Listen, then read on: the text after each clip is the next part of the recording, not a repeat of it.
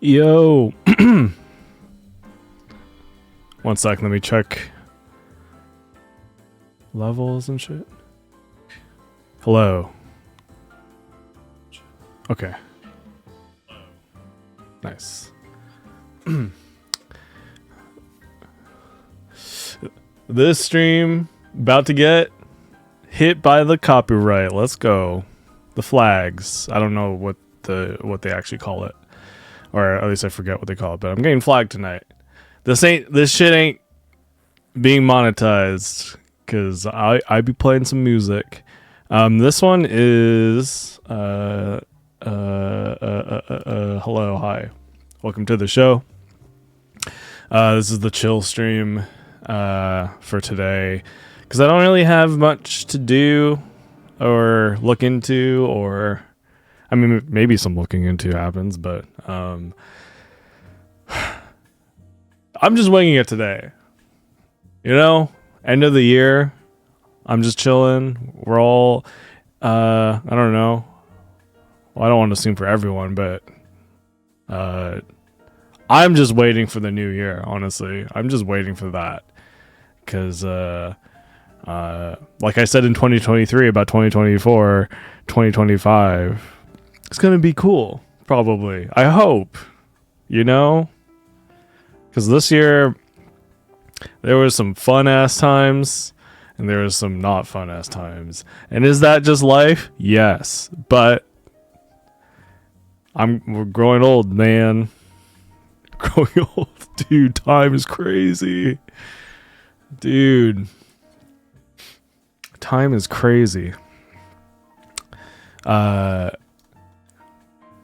Did I say who this was? Well, I don't even know how to pronounce this. I mean, I'll just like switch over to the stream here. This is Psalm/3. Is that how you pronounce that? I'm sure it's not. It's like when it's like that other band, Sun, like the sun with the O. I was calling that shit like Sun O for a billion years, and then someone told me, bro, it's just Sun. And then I was like, oh no, I know. Yeah, I know. I knew. Yeah, I just as a joke, I just say the O part because that's funny, right? I didn't fucking know. So, sorry. Let me change the audio here. Is that coming through?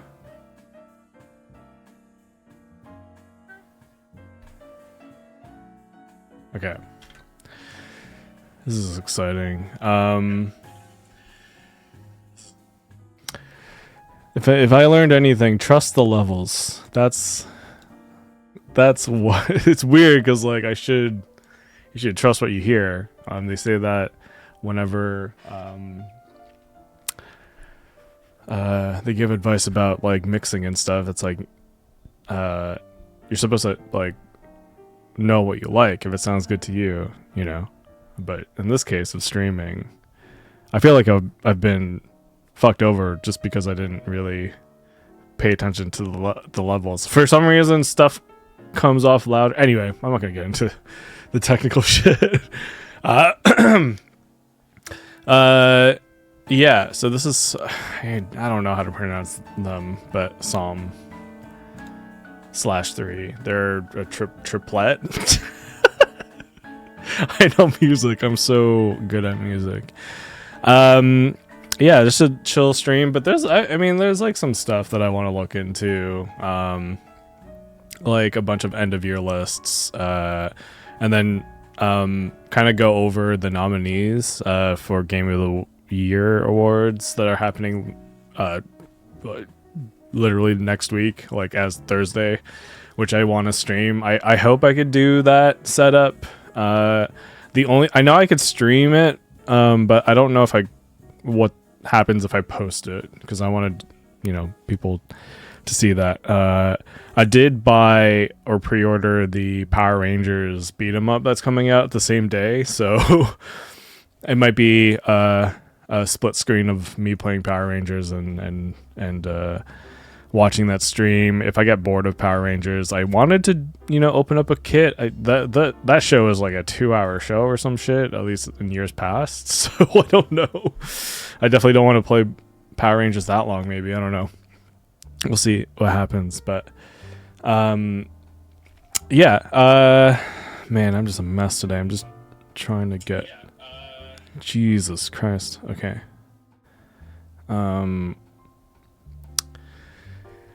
Yeah. Yeah, and then afterwards, I don't know. I want to play some Fortnite Festival because it's been a while since I've gotten to play that. And then we'll see what happens because this is a feel good show. This is I'm winging it. I could be playing friggin' I don't know, Persona 5 Royale at the end of the show. I don't know. Anyway, I guess breeze things, very short breeze things. This came in the mail today from Ami Ami, and it is if you don't know, Ami Ami is a anime figure store, online store that I frequently get a lot of my stuff from. I don't know. I like when there's the option of pre-ordering without having to pay on the spot. I mean, that's also dangerous, but also it makes things easier on me. And most places don't do this for figures. But anyway, I'm collecting these Nendoroids specifically, but it is a Shadow, the Shadow the Hedgehog Nendoroid. Just came out. He looks cool. He looks like he did in Sonic Adventure 2 and other games moving forward, which I have not played. Is he in Sonic Frontiers? I don't know. That'd be weird if he's not. I haven't beaten that game yet. I mean, I could open this. Let's open it. Let's kill time on stream, Let's do an unboxing. Because this is the only thing I'm showing this week. I feel like in the coming weeks, Breeze things will be more of like, hey, this is what I saw on the internet, than hey, this is what I bought. I mean, there is stuff on the way that I'm kind of looking forward to that I'm not even sure is coming out in time. I got the full collection of Bengus Marvel vs. Capcom comics that are coming out. Like, the artwork is from that artist Bengus, I think. And you might be like, who the hell are you talking about? That's the artist, Bengus. It sounds like a joke, but that's the artist, and I'm excited for those. I got 2 sets of those. One so that I could open them up and read them, and 2, I actually want to grade them because my former art teacher from high school has a grading shop. Well, he doesn't do the grading, but his shop does restorations on old comic books and then send it off to CGC or whatever. And yeah, I'm gonna go through him. Comic Doctor, comicdoctor.com, shouts out. He does some streams on YouTube, which are pretty good. Like, this sounds like a bad thing, but like he was how he was when, like, he's like how he is on the streams, like how he was when he was teaching us, but now it's about like comic books instead of art theory or whatever. He's just like I don't know, like checking in on the news in the comic book world. Anyway, comicdoctor.com, go check them out. I will hit them up soon. Mr. Polidano, am I allowed to? Anyway, you're not gonna watch this. Okay, I'm not gonna take all of this out. Well, I don't know. We'll see, because this is a lot of. There's like an arm. There's an extra arm. Okay, maybe I could do this. There's an extra arm. There's an arm and a hand on this side, an extra face, and an emerald. Whoa. This face, he looks more pissed off. That's it, actually. I have the Sonic and the Tails ones, and they come with mad stuff. Oh, there's a stand back here, as most Nendoroids come with. Oops. Oh my god, this is dangerous, man. Stand. And here is the boy. How do I take this bib out? What? His face just like slides out. Yo, that's scary. He looks like Metal Sonic, like that. Does his head just come off? Or am I supposed to just rip this? Okay, there you go. That worked.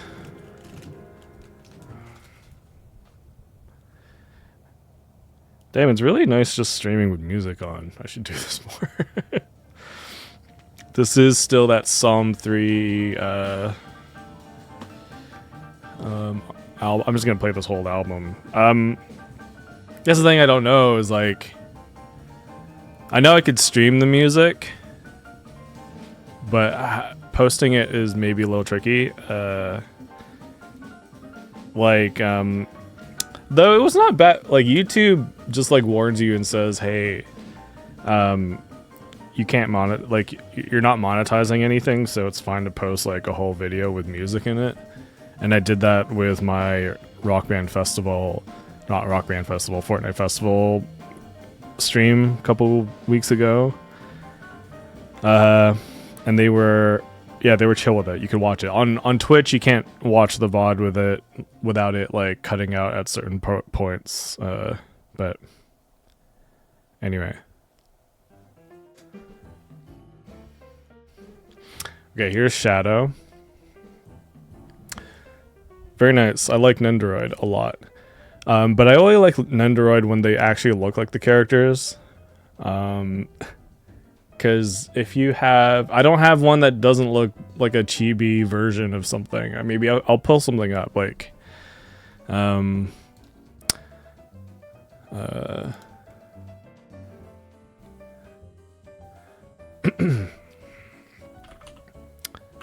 go to amiami.com.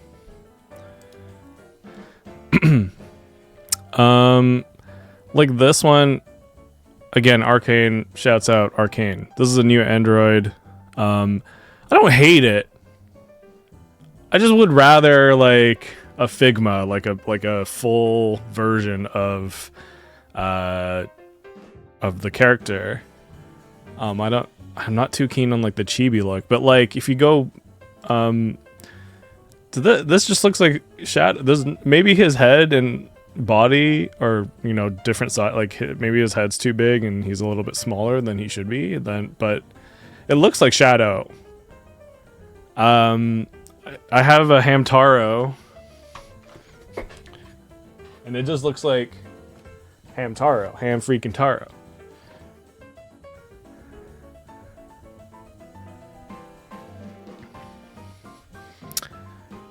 Like that's fine.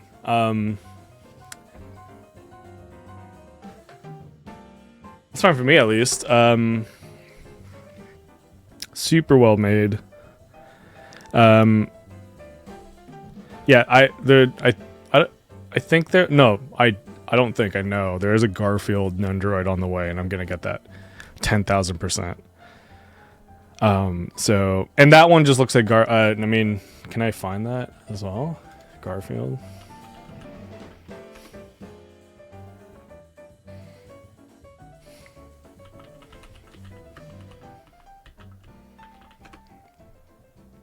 I don't think they have it painted yet, but it just looks like this. Can you see that? Is that? Oh. Yeah, that just looks like Garfield. I'm cool with that. I'm cool with that. I like Nendoroid when they actually look like the characters, so yeah. Man, this would be way... So, I bought the Steam Deck, or Stream Deck, lit up here, but I haven't done much with it yet. So, and the reason why I'm kind of like I'm talking about this now is because I have to change screens a lot, and if I had to set up, this would be way easier. But so far it's really cool. I mean, if you don't know like what this is, it's basically a keypad that you could customize. It has different screens, and you can set up folders. You can open the folders up and play sound effects, or in this case, like you can't really see it because it's like a screen. That's why it's so bright. But I was like controlling my PC volume with these buttons that were just pre-set up. And that doesn't sound like much, but like, like I was sitting there like, yo, I could do this, damn. And then there's like other things where you could have it set up that you can press one button and it'll open up like Spotify, Chrome, Streamlabs, etc. depending on your situation. And I think you could set it up to auto like send posts and stuff. That's a little tricky because I do send Instagram stories, which I don't think you could do with this.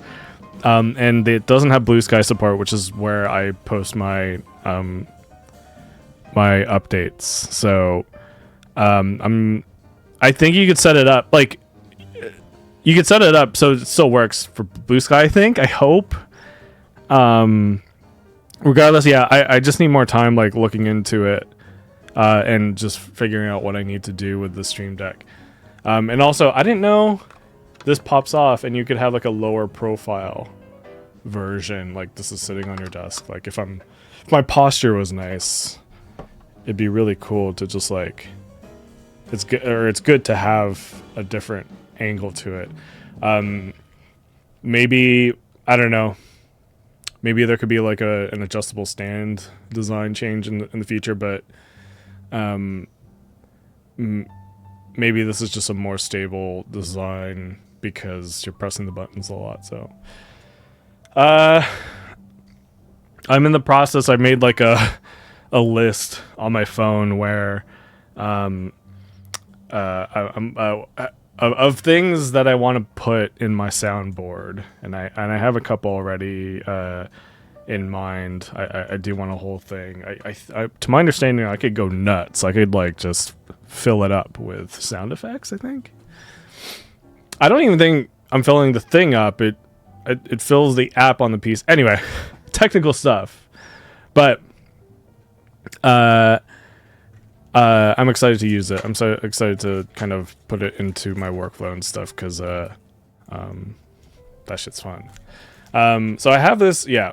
Going back, Shadow Nendoroid. I do have this. I didn't get this today.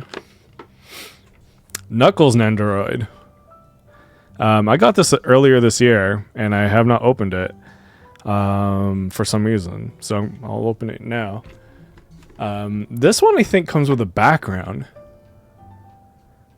You can see there. Does he have an emerald? I don't think he does. Oh no, he does have one. He does have one, a yellow one right there. Yeah, this shadow one didn't come with a background or anything.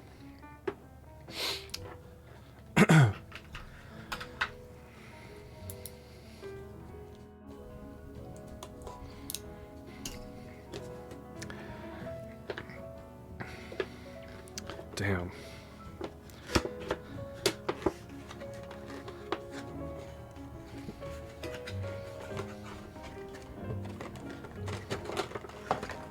I really hope they come out with an Amy Rose and Rogue the Bat Nendoroid. I mean, do all of them too while you're at it. Get Big the Cat in on this. Okay, yeah, this. Oh. The inner box has this image. Whereas the shadow one does not have stuff. It's just like an orange background, so. I mean, that's neat. I ain't doing that. I ain't gonna do that. I really wish Sonic was fucking good these days, but I mean, I'm happy to have. I'm happy to just have the games that I enjoyed in the past. I'm a Sonic fan at heart, but I am not up to date at all with any, like, the movies. I don't give a fuck about. The first one was good, but I don't want to watch it again. Like, I have no urgency to watch that again. Like, but people really like 2, and people are actually hyped about 3, which does feature Shadow, and I don't care, or I don't know. Should I care or should I not care? I don't know, but like, I freaking love Sonic.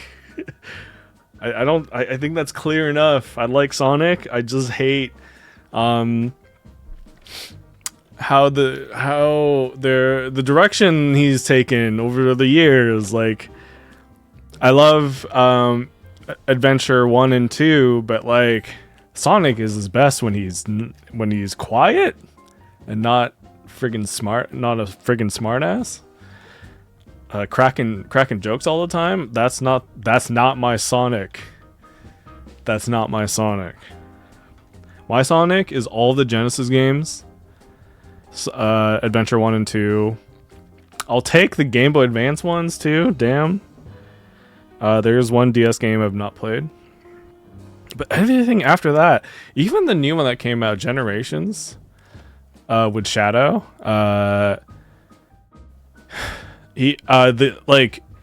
people are reviewing those games like pretty highly, or at least they're not horrible scores. They're like 8 out of 10s, and I saw someone play it on a stream, and it looks like it just played like shit. The guy who was playing it was so frustrated at the platforming or wherever he was. He was like, yo, why can't I just slide under this gate? There's like a level of jankiness that the new Sonic games always have, and I've tried. People were like, yo, Sonic Colors underrated. This shit is underrated, and you should play it. I played that shit. That shit's garbage. That thing is so boring. For a moment, I was like, yeah, I should pre-order Generations, the Shadow one. Like, the Shadow stuff looks cool. It kind of looks like Adventure 2 stuff. And sure enough, it looks like garbage, or at least it met my expectations of it being a mid Sonic game, much like Sonic Colors. Anyway, his arm just fell off. For some reason, his arms are incredibly loose. But here's Knuckles.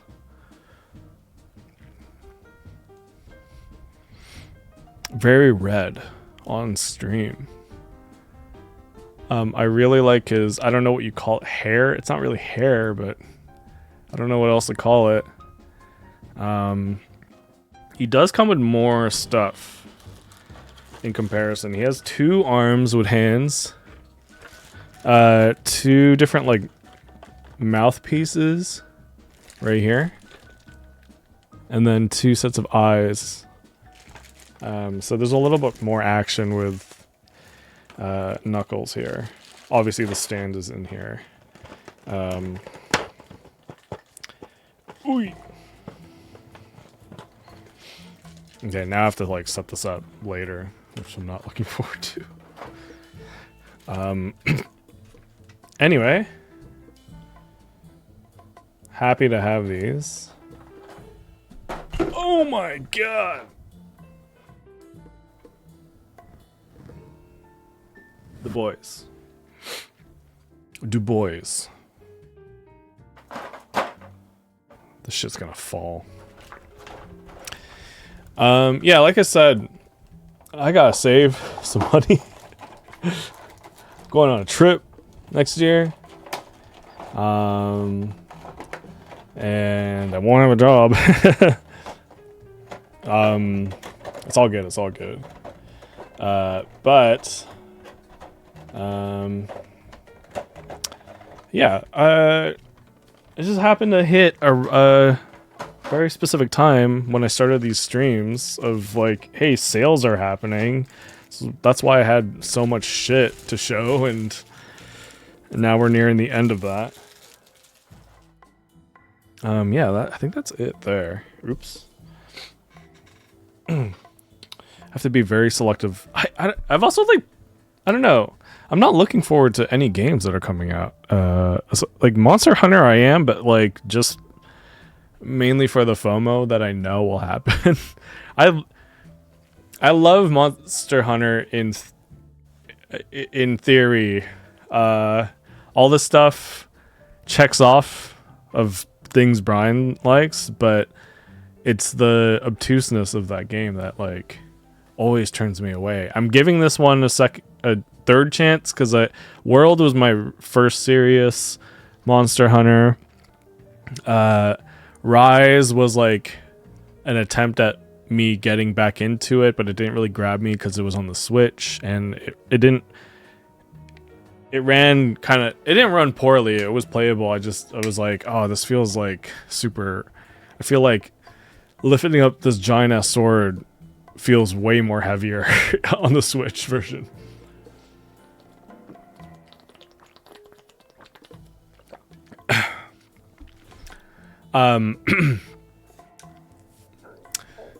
Yeah. So there's that's coming out, like Suikoden 1 and 2 collection is coming out next year. I'm more so interested in that. I feel like a lot of my JRPGs that I want to play these days are older ones. Whether it's the original or a remake, I think I just like gravitate to the ones I've just never played, like Suikoden. Like last year or 2 years ago was like Super Mario RPG. I've never played that, and I love that. The remake that they just did, the Dragon Quest 3 HD 2D game, I want to play a lot. Star Ocean 2 I have, and that's like, I want to try that. I'm just not interested in like a lot of the newer stuff. I mean, I am playing Metaphor, but that's just like a safe buy. I just know that will be like a game I'll get into. I think it's leading that way. It's a Persona game. I just like that kind of game, so it's more of a safe buy than me, I don't know, trying something new. You know what I mean? I feel like a lot of the JRPGs that I've tried, newer ones, it's always just been like, yeah, I just want to, this is great, but it makes me want to play the game that it's copying or is taking elements from. Like, why do I have to play this new game when the old game exists and I love it? I like to play games, or I used to be in this position where it's like, yo, I want to play every single new game ever. But as I get older, it's more, I've more so gotten back into the idea of me replaying video games that I love. Why I'm going that way is because I do that with music, I do that with TV, I do that with movies. I remember growing up, I didn't have a whole collection of VHS tapes to watch, but I friggin' love that Lion King VHS tape. Like, I watch that thing back to back sometimes. Like, literally, the thing would end and I would rewind it and like start it over again. I was a kid back then, and whatever. That's like, what else are you doing as a kid? But yeah, I don't know. I just want to like, whenever there's like a reviewer or something, or some sort of like a personality online that has like the 3 games that they play over and over again, I find that more fascinating than like what the new friggin' Atlas game is or whatever. Like, oh, you played Dragon's Dogma, like, and no other game this entire time? That's amazing. Tell me about it. And they would be like, yeah, this nook and cranny, you want to go into this little corner. Oh shit, it's this enemy. Watch out. You're about to get hit or whatever at this very specific spot. I love when people have that knowledge of a video game, and I kind of want to do that with the video games I have. So yeah, I feel like that's how I'm gaming these days, you know? So I feel like I have like the franchises and the publishers that I mostly gravitate towards, like Capcom, Square Enix, Final Fantasy, what else is there? Yeah, Atlas. Like, those are the games I'll probably buy moving forward, but anything new, I really have to be interested in it at this point, because yeah, a lot of the stuff just feels like the old stuff, and I understand that's just how that's mostly a me or people my age thing, where we've had experience with decades of video games. I might get to a point where it's like, yeah, I've plateaued. I'm chilling now. I'm like 50 and I'm okay with like watching someone play the new thing. I'll just like play the old stuff that I loved, or something. Well, we'll see. That's the stage I'm at right now. Anyway, that was a long tangent on that. But yeah. Anyways, more stuff that I want to look into. Making a pivot. Garfield. I guess first off, subscribe to the YouTube. It's growing. I have 20 videos. That's crazy. Subscribe to Poor Brian, youtube.com/@PoorBrian3D. Still mostly my VODs. I am starting to kind of separate clips from the stream, so it looks a little bit more inviting, because I got mad videos that are just like 2 hour, 1 hour, like, yeah, no one's watching that, right? So I gotta breeze things like taken from one of the streams. This will likely be its own thing as well. I'm gonna kind of retroactively actively do that as well. It might be out of order, I don't know, we'll see. But I kind of want to do that more, so it's yeah, some things are easier to digest. Started, like, there's some shorts that are kind of like, I've only had 2 so far. There's only 1 here. I might upload the Dress to Impress one, but starting to do that as well whenever I have the energy to do it, or if I genuinely find something like funny to me or worth posting, because I'm not getting a clip from every single video, you know, like every single prop hunt video. I don't know, unless something crazy happens, I'll make a short for that or whatever. Anyway, yeah. An example of something in the near future that I want to do is like my own personal videos for my record collection. I have a lot of records. I mean, I could check the Discogs right now. Well, I mean, this is, what is this? Stay vigilant. I am looking for this, though. Vinyl Me Please has that as a part of their record of the month essentials. God damn, I want it, but I have to join up for I think it's like 3 months or something.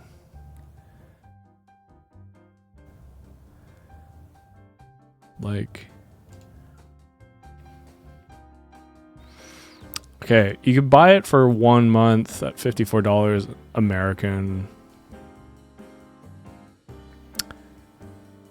I mean, $50 for a record is like, for just one record, is like just normal. What else is on this one? Is there anything else that comes with the essentials?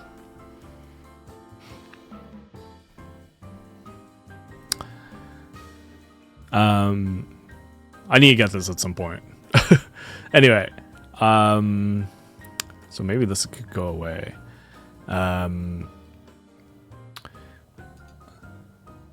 Where is... So I haven't like updated this recently because I got like maybe like 20 or so records in the last time I updated this. Roughly 400. This is kind of a combination of CDs and vinyl, so 400 plus probably records that I own. I do want to show those off because I've been collecting them since 2010. My first record that I ever bought myself. Actually, that was even earlier. That was like in 2008, maybe. I went to New York. 2008, 2009, we went to New York for like a class art trip, which was really fun. I enjoyed my time there. I mean, I've been to New York since, but and I remember going to Tower Records there. I assume it's closed. Like what music stores are open these days, but I remember seeing Broken Social Scene self-titled, which is their second or third album, the one with the red background, and I was like, yo, vinyl of this album? I thought there was only vinyl of old shit. That's crazy. And I spent my last money, like my American money, on that record. At the time it was like $20, I think, which, if all the records, the prices have just gone up. Like average record is like $30 these days. I might even just say average $40 these days, because if I see $30, I'm like, damn, that's cheap as fuck. Yeah, and I bought that. Luckily it was like the last day, so like all the food and stuff were paid for already, and I was like, oh dude, I don't need any more money. Though that was the same trip where I got I had the LG Shine at the time, and you know, back in the day, internet on a phone was not really a thing. You have to pay extra for that shit. And I remember getting into New York on the first day, and didn't really look at my phone the entire way up until like the hotel, I think. And I remember taking out my phone, and it was on like the LG like internet. There were web functionality on the phone, but it was just like it was so minimal. It was like their own interface. Anyway, it was like the online mode was on, and I was like, oh shit, okay. Not thinking about it, turning it off. And I remember coming back home, and my parents were like, yo, what were you doing on your phone? I'm like, I didn't do shit. What are you talking about? The bill we just got was $500. And I was like, what? And then that's so Raven in reverse. Just remembered like, oh shit, it was that. Like that app, that online app was probably on for like at least 40 minutes or something. Anyway, that's my experience with vinyl. So yeah, like I've been collecting for a long time. I got a lot of rare stuff that I want to show. I have video game stuff as well that I want to like create content for. More collection stuff. I do have. Actually, I don't know. Might be the same amount of video games to records, maybe less. Got a bunch of like Criterion stuff that I like to show off. But anyway, that's like kind of what I'm planning to do in the next couple months. Just to kind of have more content on my page. So please subscribe and please follow on Twitch as well. I that's another thing that I need to look into as well, like the multi-streaming or whatever, because I know people don't have Twitch. So at least the people that are in my bubble don't have Twitch and are not like Twitch watchers like me. I actually don't know anyone that like really watches streams. Like I watch this shit as if it's TV. It's just TV at this point. But yeah. Anyway, okay. moving on to stuff that interests me. The WNBA announced, or at least the Toronto WNBA team announced its name today, and it's the Toronto Tempo. I like basketball, Raptors basketball a lot. Was eagerly waiting for the announcement of this, and what do I think? I'm pretty neutral on the name and the logo design, the color. I imagine this color is meant for this, like these posts. If it is like this baby blue, if this is what I'm seeing on the screen, the logo choice and colorways, that's kind of a bummer. I don't know. Like, I don't know. What are the like WNBA colors here? I'm not super well versed in the WNBA. Is there like a...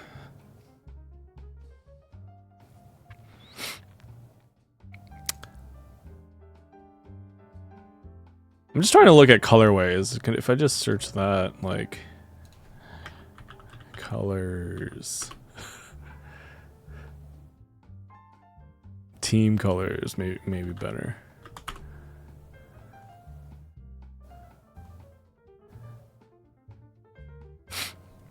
I can't tell you if this is accurate. I'm just trying to see. I mean, I guess like Chi-Town, I would expect to be red and white, but it's not, because they're not the Bulls.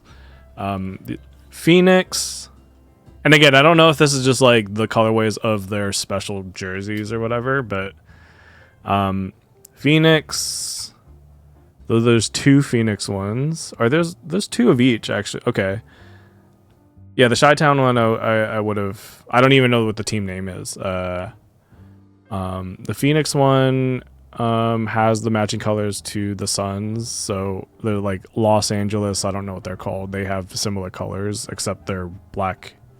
They're black and yellow one. Washington has same colors as the NBA team. New York Liberty is different.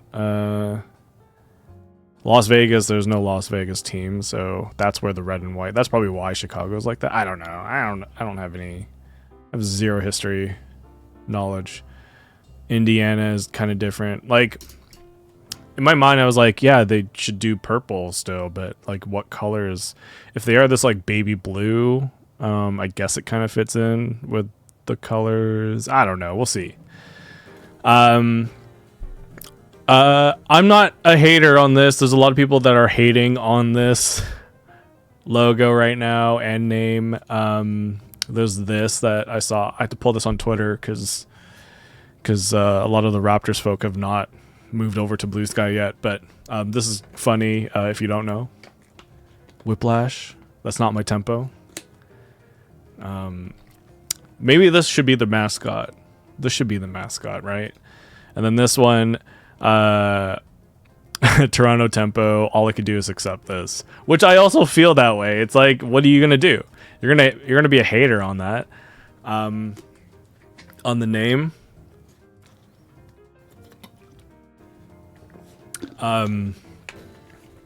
Yeah, I'm sorry. This is what it is. That's not gonna change. You could hate on it. I feel like if you called it anything, it's gonna get flack. They did do leading up to the announcement. They did like the kind of off the cutting room floor names, and some of them I was like, oh, these are kind of okay. And Toronto Tempo, it's interesting because like the first thing I thought was how what's like the chant that are people saying, let's go Tempo. I guess that works, but a lot of NBA names haven't like is pluralized. Is that a word? Pistons, Raptors, Pacers, Cavs, Bucks. What are the Liberty teams? Aces. Liberty. Liberty is not really plural. I guess Indiana Fever. How do you say? Let's go Fever. Do they say that? Chicago Sky. I feel like the teams. Wings, Valkyries, Aces, Sparks, Lynx. Well, see, I mean, the Toronto team plays in 2026. Maybe I'll have to watch more WNBA, but that's the thing. Yeah, how is that gonna go? Because I naturally just want to say let's go tempos, but that sounds weird. Like, oh, they're a tempo. This player is a tempo. They're from the tempo. They're from the Toronto Tempos. Anyway, yeah, I just see more. I mean, yeah, it is. I feel like that meme. Like, I just have to accept this. Like, what am I gonna? Listen. People were weirded out by Nintendo Wii, and yes, it's still kind of a bad name, but. We accepted. Wii is just now known as what it is, the Nintendo Wii. No, I'm not questioning it. People were hating on the Dreamcast name. The Sega Dreamcast. I think that's a good ass name. I think it still holds up. I think it was dope back then. I mean, I was a kid, but Dreamcast sounds like that time to me. So with time, like, Toronto Tempo will be like, it'll just be a household name, you know. So I wish I knew what the air was like when they announced the Toronto Raptors. Are people like, were people actually into that name? I think I mean, looking at it now, like, I think it's a cool ass name, Raptors, for a basketball team. I think it's like the coolest name for a team, in my opinion. I'm like, is that bias? I don't think so. Like, Pacers, I don't give a fuck. Pistons, I don't give a fuck. The Clippers logo, I mean, I know there's a meaning to this, but they should have kept the old one. I mean, what do I know? I know nothing about what went into this, but like, I would be pissed if that was the Raptors logo. And people are not into that logo. Like, people don't like the claw. I mean, I do like the dino art, but yeah. Anyway, I don't want to bore people with basketball, but Toronto Tempo. I can't wait to watch a game. We'll see how that goes. Okay, so there's some end of year lists that are popping off now. I think it makes sense to do it at the beginning of December.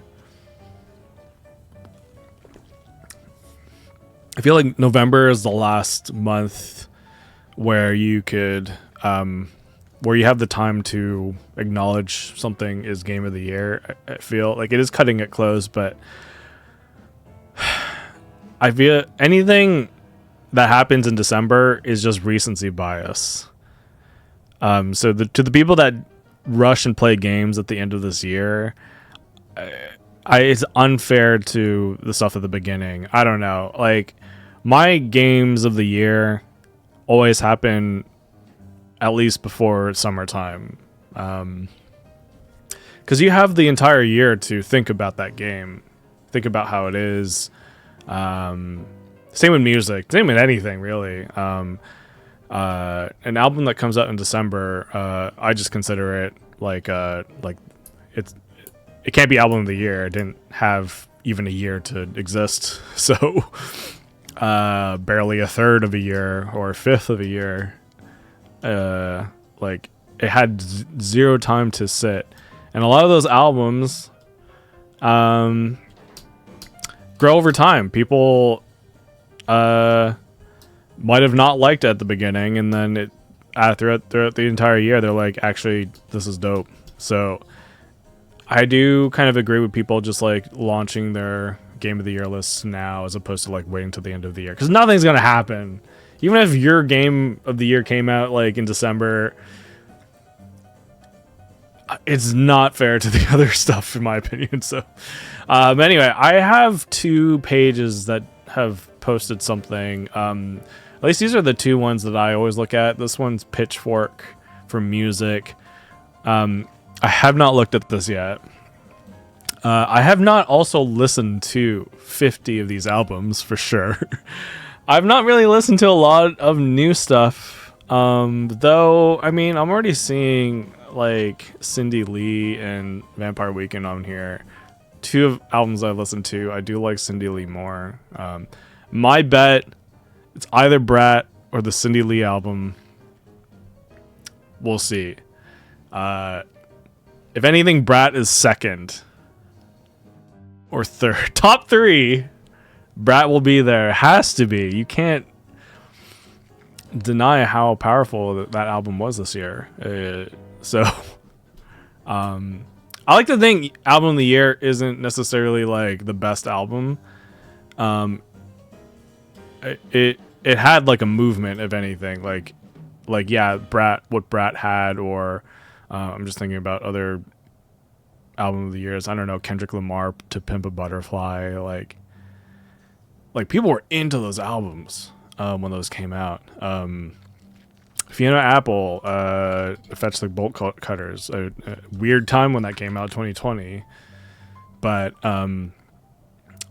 yeah, I just kept seeing tweets from that album, like quotes from that album, like people were obsessed with that album. So I think, and that got album of the year, at least for Pitchfork. But not a lot of albums came out that year, really. But that's how I feel about like how they select this stuff.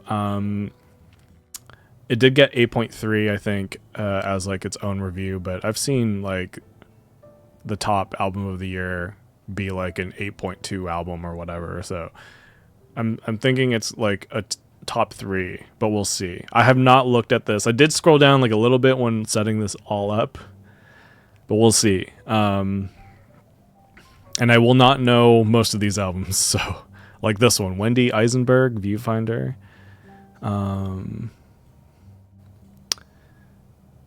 Chief Keef, DJ Rum or the Drum,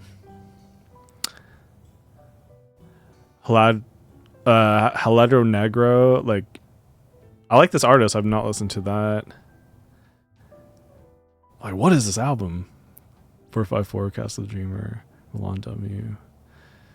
Yeah, I missed. Oh, okay. Sakamoto.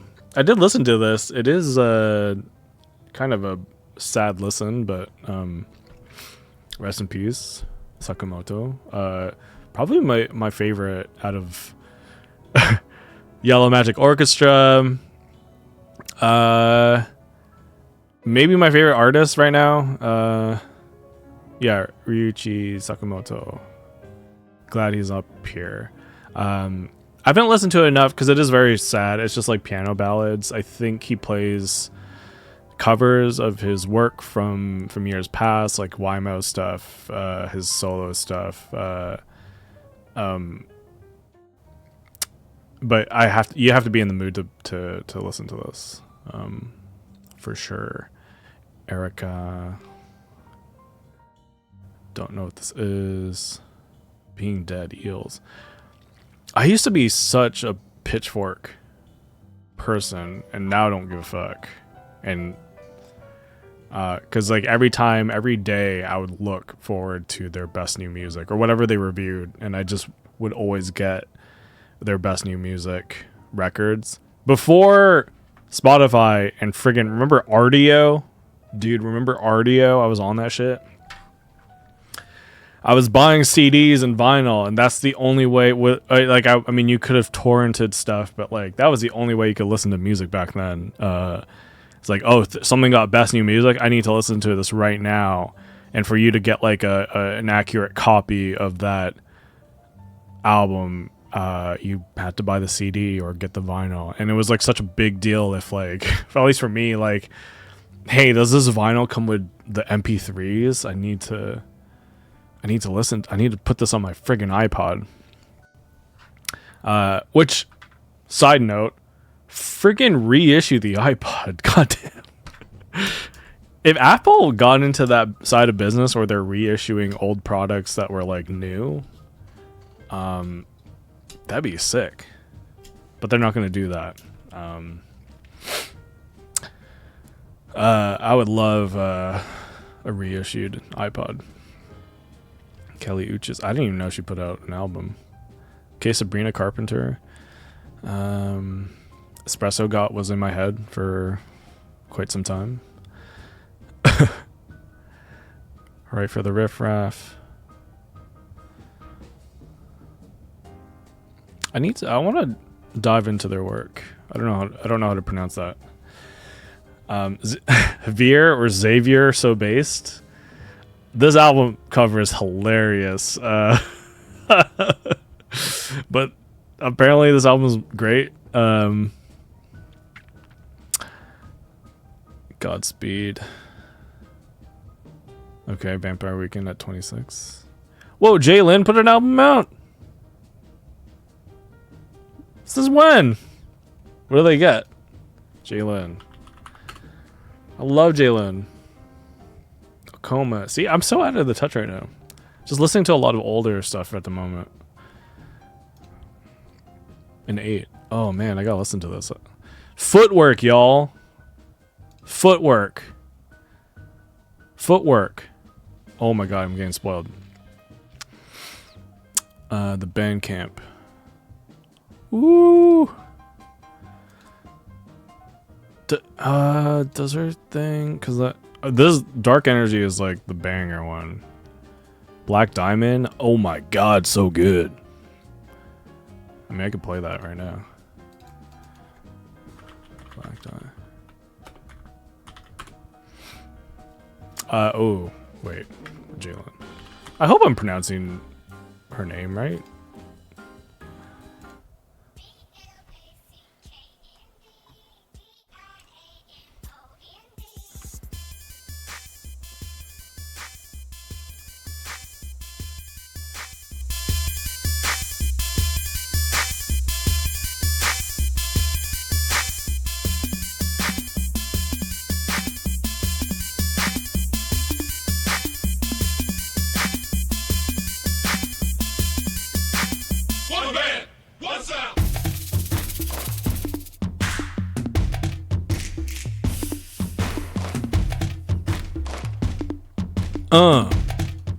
Anyway.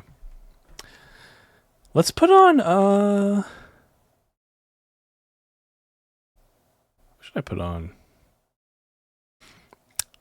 Oh, dude. Tupac. Tupac. In a big Tupac mood, vibe to these days. I've never listened to Tupac before, and obviously Biggie and Tupac were superstars. They're big, the biggest artists of their time, and I don't know. Whenever I try to listen to Biggie, it was, this sounds horrible, but like it always felt like a chore. Like, dude, I'm like, I need to listen to this whole ass movie, and that's like the records they put out are impressive. They're long. They have great storytelling. I just they never clicked with me, and I just assumed Tupac was more of the same, just because they're always looped in together. But dude, the beats on this album, All Eyes on Me, so good. Like I wish I listened to him earlier. But yeah. Though this one is like a 2 hour, this is like a double LP. That's crazy. But yeah, anyway. I just want something in the background. I could do this. Okay.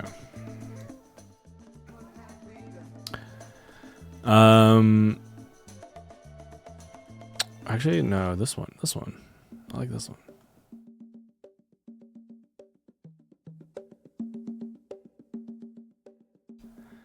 one. Okay, back. I just didn't know Jalen put out a record on.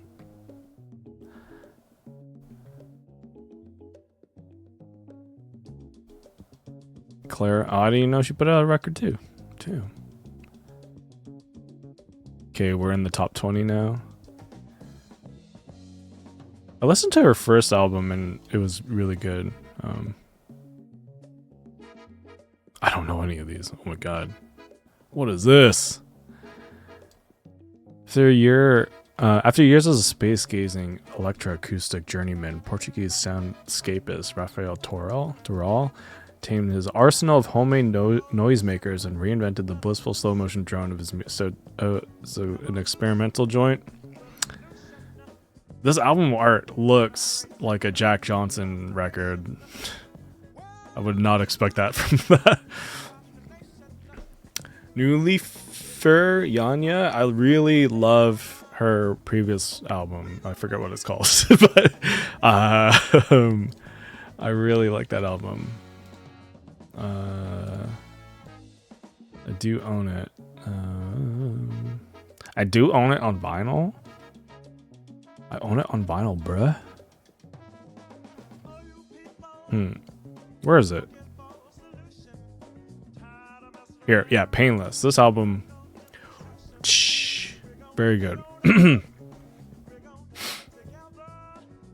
Very good. But I have not listened to that yet.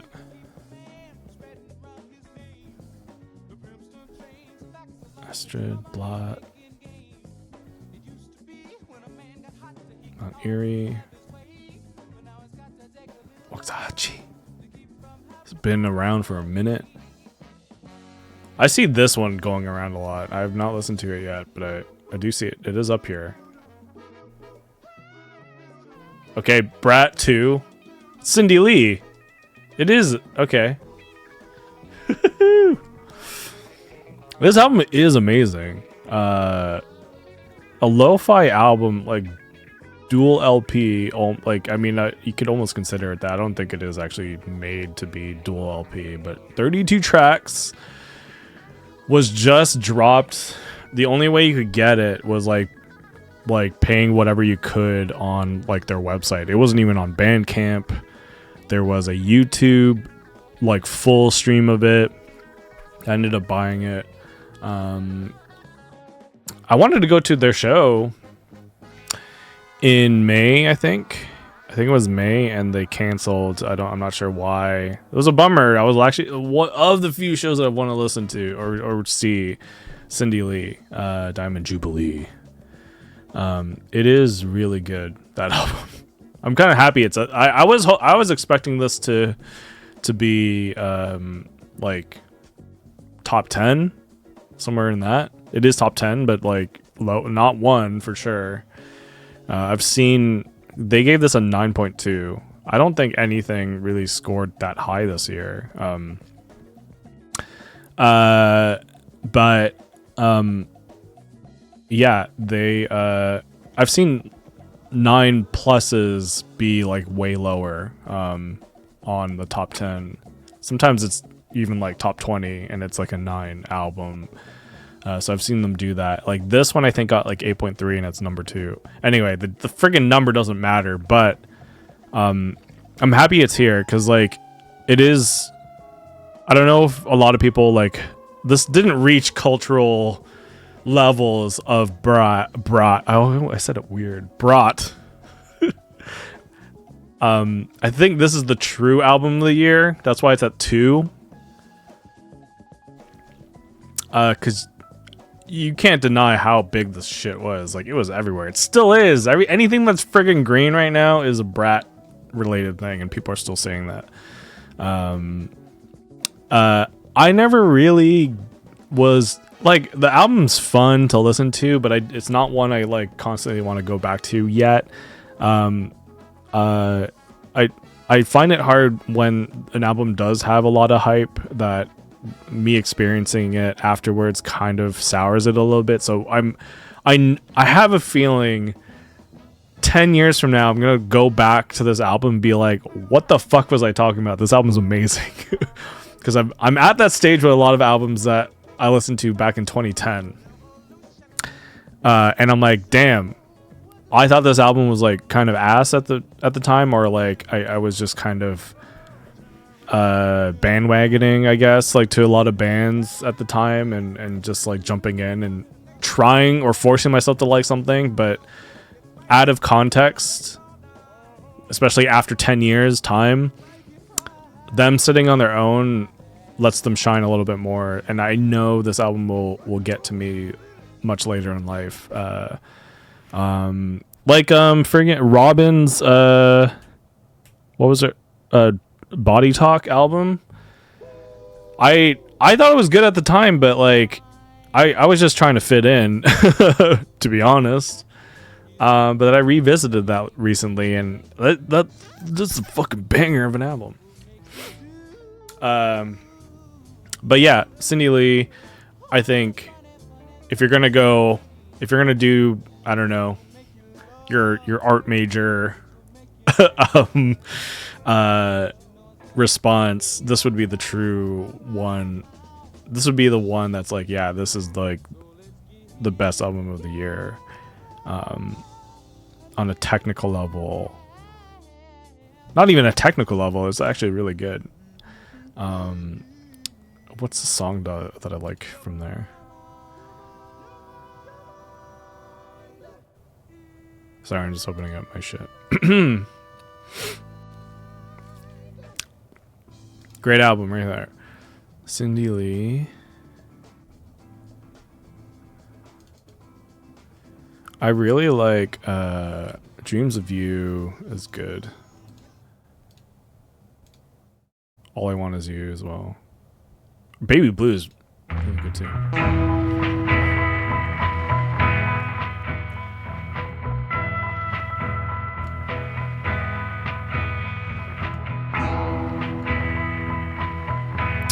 Yeah, Baby Blue.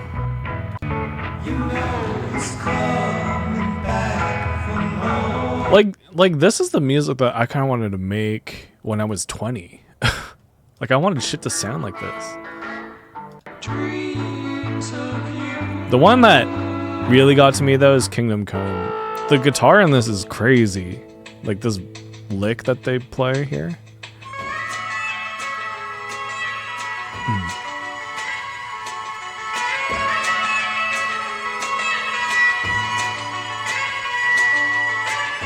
Right here.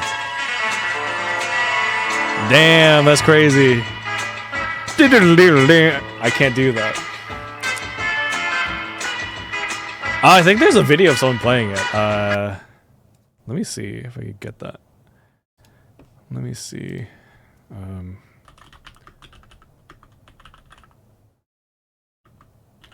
Kingdom Come.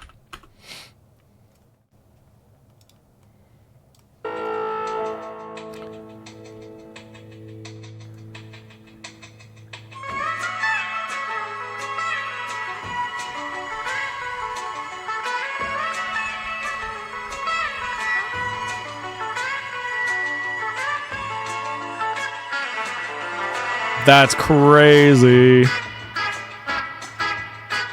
Drop the tabs.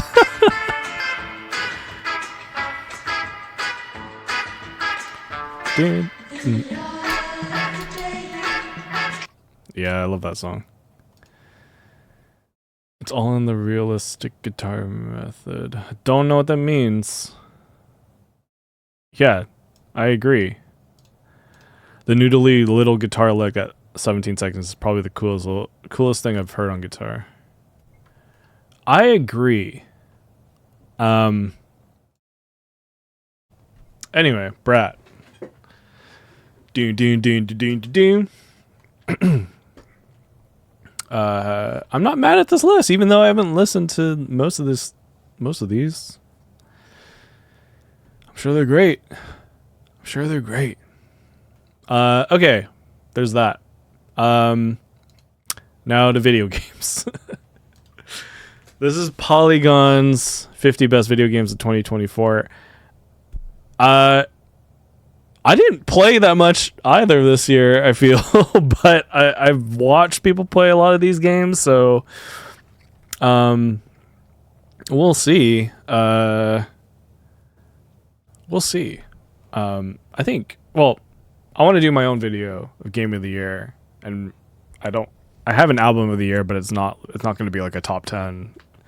I mean, unless I put in albums that weren't from this year that I've listened to for the first time, like Tupac.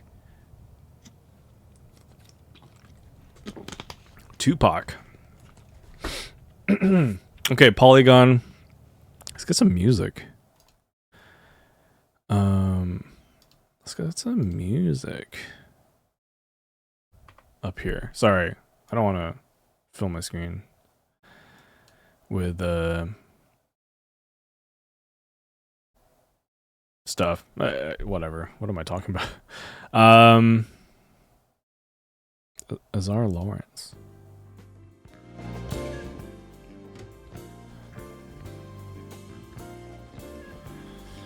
I'm getting flagged.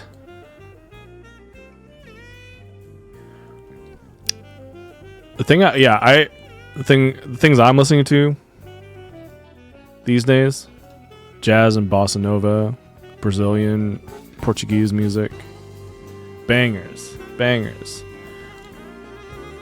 That's where I'm at. I'm just like also listening to old shit, like, cause I found my old some of my old records that I had from excuse me,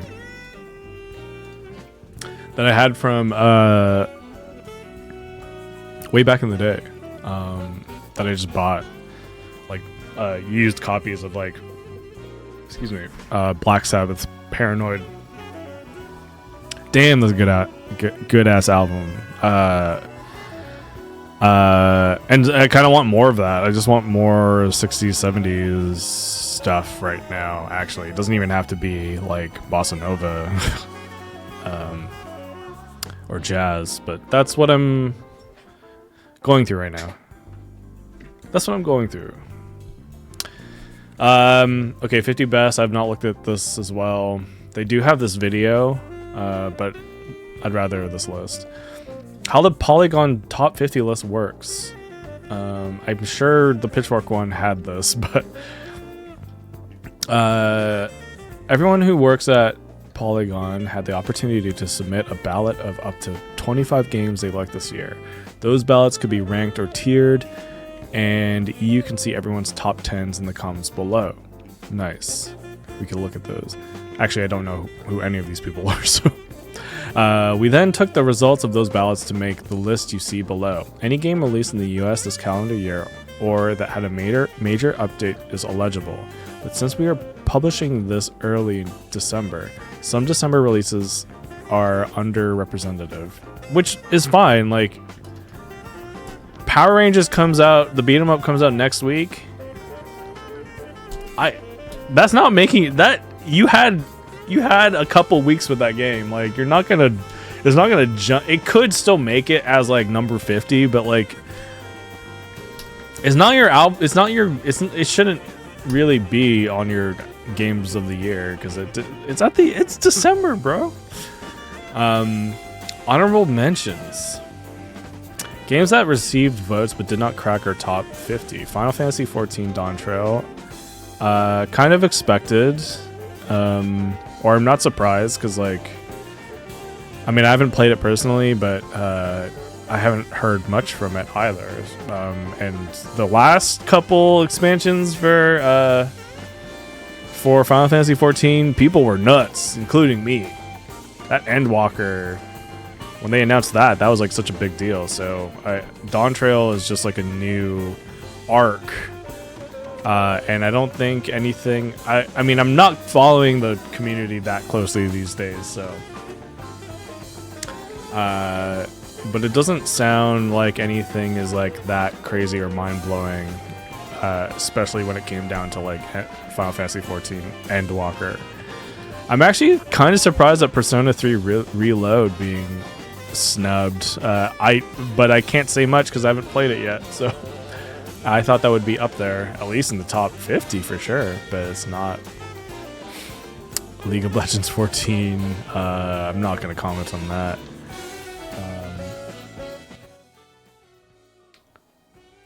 Sorry, I hope the audio was like fine during all of that. Okay. I'll just have to deal with it. I think my mic volume is loud anyway. This is actually interesting because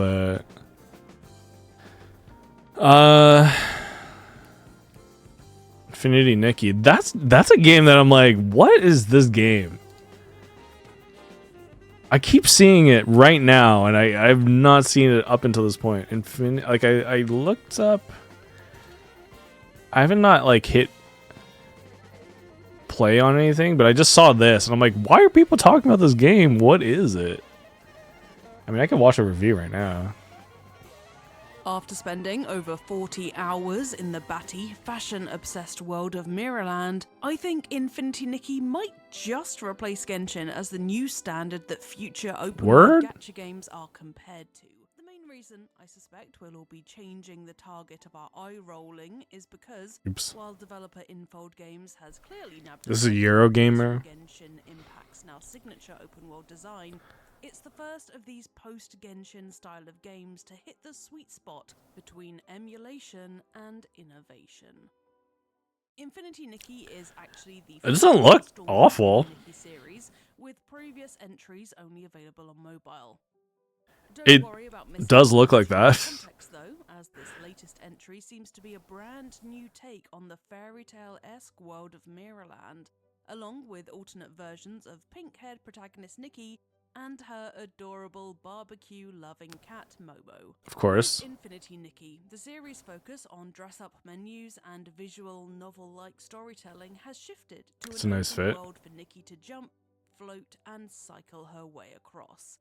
There's whoa, shit. Focus on fashion, with thousands of outfit pieces available at launch, gacha banners to pull on for slightly fancier outfits, and bonkers wild building where style is worshipped in tandem with ancient gods.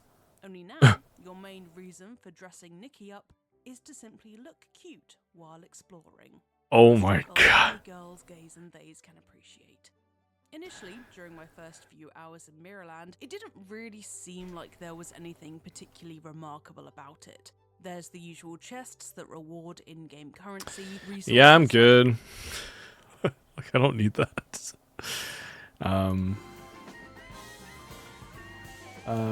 I've just been seeing that everywhere at this point. Diablo 4, the something of hatred, hilarious name. Yeah. God of War, there's DLC. I was like, this game did not come out this year. I don't know what web fishing is. NHL.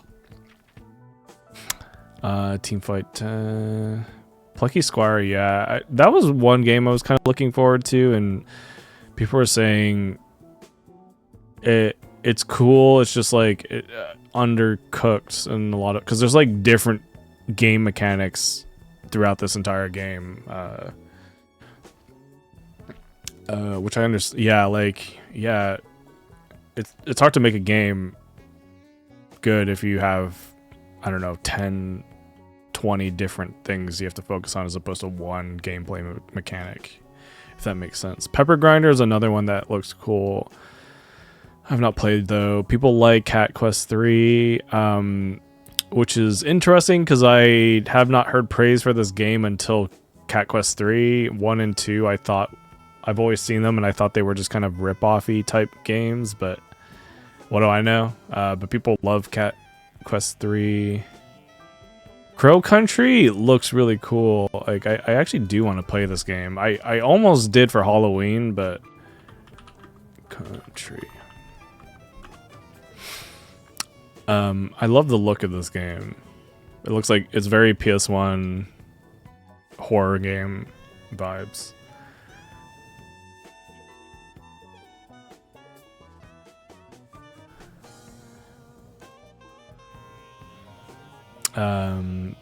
But I think there's a physical copy of it coming out. So that's why I kind of just am waiting for getting this. Yeah, I really want to play this game.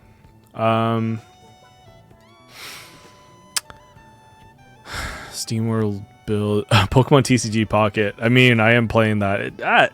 I'm not even playing like the competitive side of things. I'm just collecting the cards, and I mean, I should really just play that game. I've not played the DLC for Alan Wake 2, Honkai Rail Star.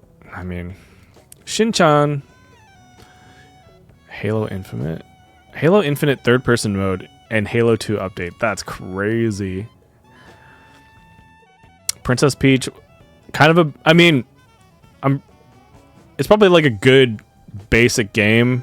I wish it was more than that. Like, at least from what I've seen, I've not played it, but I wish it had more to it. At least more to it in the same way like a Mario Wonder is. You know what I mean? Valorant, Slice and Dice, Arctic, Call of Duty Black Ops. I've not played the campaign. Mouthwashing, I heard so much about. I don't know. It looks like it's a horror game, right? Peglin. That's funny. Monster Hunter Now 2024 update. Oh, I thought they were talking about like the announcements. Dress to Impress, yes, sir. 2020. I wonder what it was before then.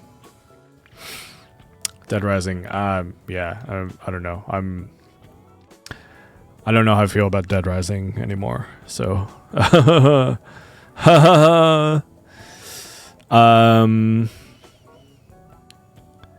Pro Cycling Manager. Damn. Okay, that's cool. The biggest shocker is Persona 3 Reload. For me. It is. Kind of Crow Country. That, when that came out, like, people were playing that game. Looked really cool. Okay, this I played, for the first time, remake, or remaster, Paper Mario, The Thousand Year Door. I think it's really good. I do like Super Mario RPG more, just for the characters and the vibes and the music. That's all there for Paper Mario Thousand Year Door. And I like it being its own thing. I just the combat again is classic Mario type combat. I just like when a JRPG has like characters that, you know, like in Super Mario RPG 3, you have Super Mario RPG, you have 3 characters at a time while you're battling. Like, I love that classic feel for when I'm playing a JRPG. This one, you just have your partner, whoever you have out at the time is your backup, and well, kind of your backup, and you just have to switch between the characters. It's not horrible, it's just I just prefer the classic style of game, but also, there was just like ebbs and flows of like this being an easy ass game and then it being incredibly hard. Not incredibly hard, but like some of the opening monsters or enemies that you fight, there's like a rock, like Goomba looking dude that you fight, and if you jump on it or hit it with your hammer, it takes 0 damage because its defense is like so high. And as someone who just started the game, you're like, how do I kill this dude? And they're like, oh, you need like POW blocks to do that. So you had to have this item for you to efficiently kill this thing.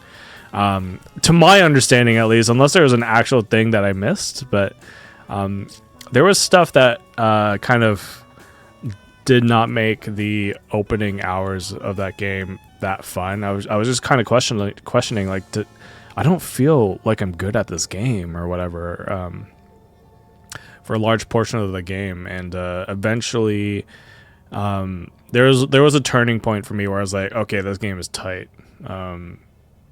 because it felt very basic at the beginning, and then there's a turning point for me where I was like, okay, I'm in. So I'm happy of this being at 50 because it's a remaster of a game that existed. So yeah, it is a classic, but I can't call that game of the year. So I'm with that. Pal Worlds. This just came out on PS5 a couple weeks or months ago, and I'm curious about it, but like, obviously, like the main discourse of this game is that like they're fucking stealing. They're basically ripping off Pokemon, and they don't give a fuck. Basically, some of the Pokemon Pal World designs, Pal World Pokemon comparison. Some of these are like just obnoxious. This was January? Damn.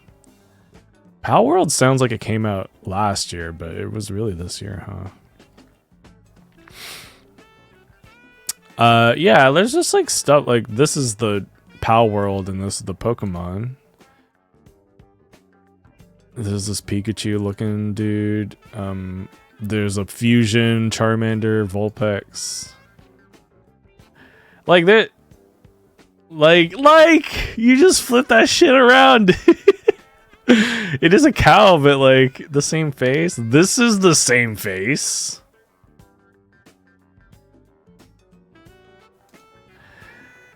Some people are like okay with that. Like, yeah, I mean, it's fine to have a game that rips off Pokemon, but just at least have your own style or kind of monsters. Or I don't mind this game existing. It's just like,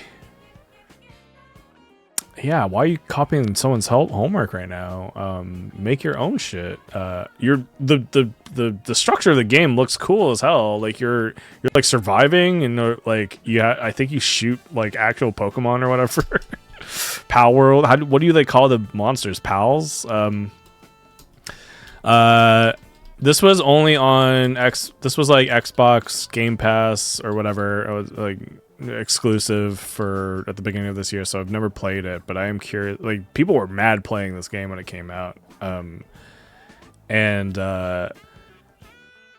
yeah, I'm curious about it because people do actually like this game. Like it's up here over like Persona 3, which again I know people were kind of like, I like OG Persona 3. I thought Persona 3 Reload would make it on this list, so this is way higher than that. Super Mario, this is another game that I want to play. I want to get it at some point. Super Mario Party Jamboree. It looks crazy. I heard some things where it's like, yeah, some of the stuff isn't as well fleshed out as like the previous games, but I don't know. I like a Super Mario Party. I especially like Super Mario Party when everyone's into it though. So time to find new friends. I've seen this trailer before. I've seen this like a Summer Games Fest or something, but I don't know much about it. This I want to play a lot. I want to play this game. It's in my wish list right now. Thank goodness you're here. It's this goofy game that takes place in northern England. And a lot of what people are saying about this game is that it looks like a friggin' cartoon, which you could see by this image is very much so, but like they're really comparing it to like Saturday morning cartoons. Do they even say it here? Probably not. But it's like a click and point and click dealio. It looks really funny. Little Kitty Big City. Wow. Should I play this game? Damn. Unlike Stray, which I have not played Stray, the other cat on a mission simulator, Little Kitty Big City. This game looks a little bit more fun, to be honest. Stray looked cool, like just on a graphical level, but Little Kitty Big City.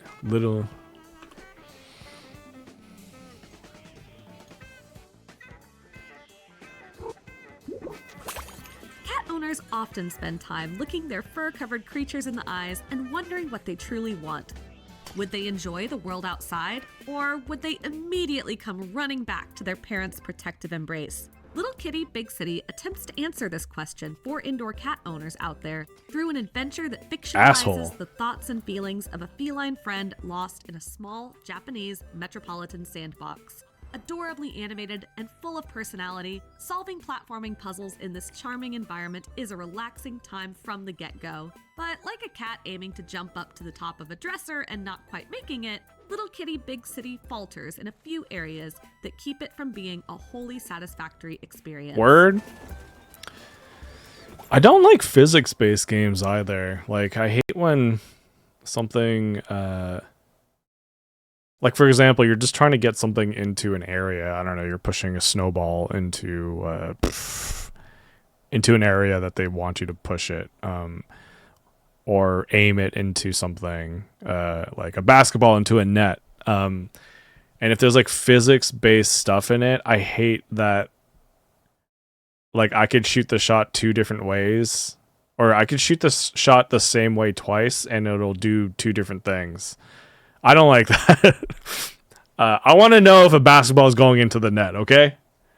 I don't want to. I don't need this real life shit. Like, I'm already bad at basketball in person, in real life, IRL.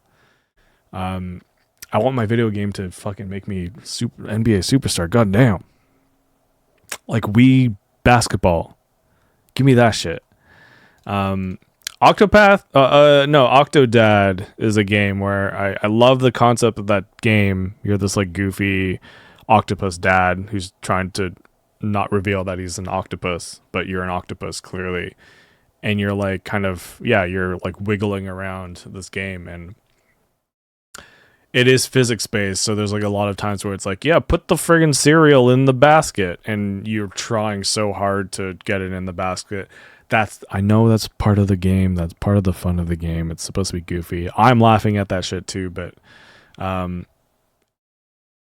as just like a sit down and like relax type of game, I don't want to be frustrated with stuff like that. So I don't know if this game might have stuff like that. Or other animals that can either help or delay your progress. Along the way, your titular kitty makes friends both large and small in a quest to regain the strength needed to climb back up to its apartment. That opening fall could worry some cat lovers that Little Kitty Big City may contain aspects of animal suffering that they are not eager to see, but that concern should be quickly dismissed. At no point are you actually at risk of harm. The kitty's biggest problem is finding... I heard with Stray, like, the robots in that game, like, eat your face off and shit. Like, that's crazy. I don't want that. Bark to assert authority before being easily distracted by a handy treat. Smaller animals, such as a father duck and his flock of baby ducks he wants to bring back home, are never in any danger either, and are enjoying their outlandish circumstances more than fearing them. Okay. That's nice.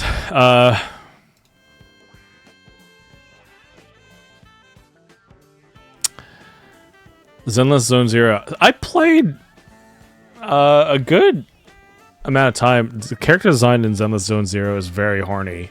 10,000%. This character right here, ass out in the game. Damn. You're like going through the menus and like she does this pose where like her ass is just first, and it's like, okay, cool. That's not why I played it though. I played it for good gameplay. Okay. It's my first time playing one of these like gacha games, at least seriously. I mean, I'm sure I played something in the past that was just inherently a gacha game and I didn't know. Anyway, this is the first one of this like Genshin Impact type game. I don't even know. Is it who makes these games? Hoyoverse? Yeah, Hoyoverse. It's my first one of these games. I tried Genshin in the past and I just can't get into that. I think the comparison to Breath of the Wild was like too much, where I'm like, I'm just gonna play Breath of the Wild. I don't want anime Breath of the Wild. Honkai Star Rail looked more interesting because that was like a turn-based RPG. I just never started that, but then Zenless Zone Zero came out shortly after, and I was like, well, I don't want to play Honkai Star Rail because this one's out now. It is cool. It's a cool like action adventure type game. Is it a hack and slash? I guess it's a hack and slash kind of beat 'em up game. The gacha shit is so over my head. I don't even know what's going on. There's like 50 different currencies. I don't know how to unlock loot crates to get these characters. I don't know how much I have to play. I'm just pressing X. Like I'm just like, let me just play this game mindlessly. Like, but it's somehow more confusing. It is a mindless game, but at the same time, you have to know so much about the game and how to optimize your time, like doing your dailies and shit. Anyway, I think it's the better one of the better looking ones of the Hoyoverse games, but I stopped because I was like, I can't keep up with this. I don't know. I don't have the time or energy to learn a gacha game like that. So, Frostpunk. I've never played. I know of the game, but I've never played it. I don't know what this is either. Against the Storm.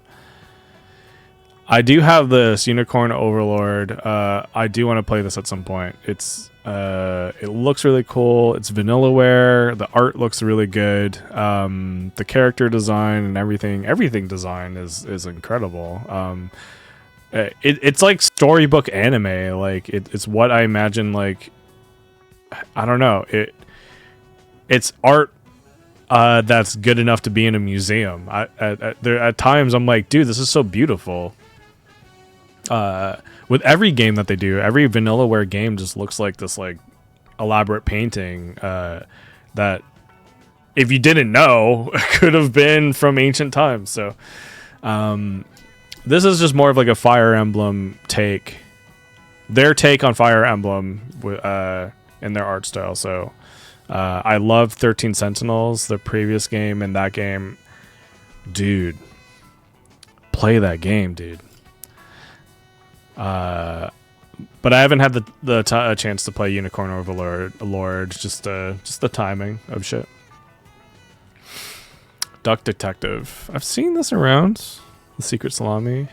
There's a lot of games that I've seen in like indie like directs or whatever, like presentations, and I never realized it came out. Like I'm pretty sure I've seen this, and I just thought it was going to be out 2025 or whatever. The Crimson Diamond. Damn, that looks like King's Quest. Inspired by the Sierra Online. Yes, King's Quest. Is it ready to play Marvel Rivals? Can I play that now? We'll have to see, because I do want to play. I thought it came out tomorrow. I don't know. I'm Your Beast. Interesting. I thought people hated this game. I know someone that does. If you're watching this, you told me it did. I mean, I was never gonna play this game. I like an open world game, but when I don't know. I'm just tired of the. Is this Ubisoft or EA? I forget who made this one. But if it's in that style, I just don't want to play it. Indica looks crazy. Even the box art for Indica, like I'm glad this game exists. I mean, that's the PS5. Like, you don't get artwork that looks like that for video games ever. At least in North America. So I'm kind of happy. It does look crazy as well.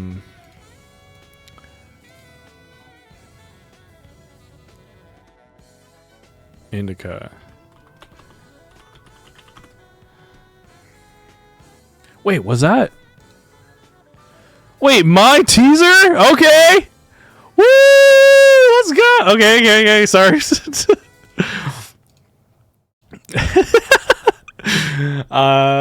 Okay, we'll watch this. Whoa. Live reactions. It's just a teaser. If I piqued your interest, I can teach you all the Shiranui techniques you can handle. Come find me in Aokigahara. Don't keep a good girl waiting.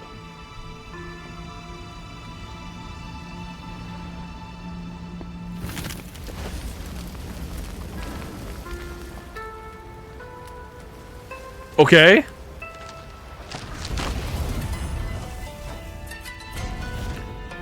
She looks cool. Street Fighter 6 Mai?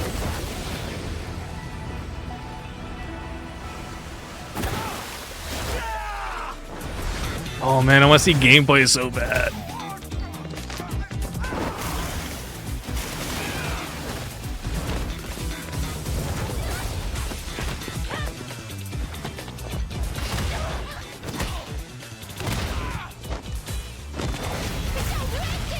Wow.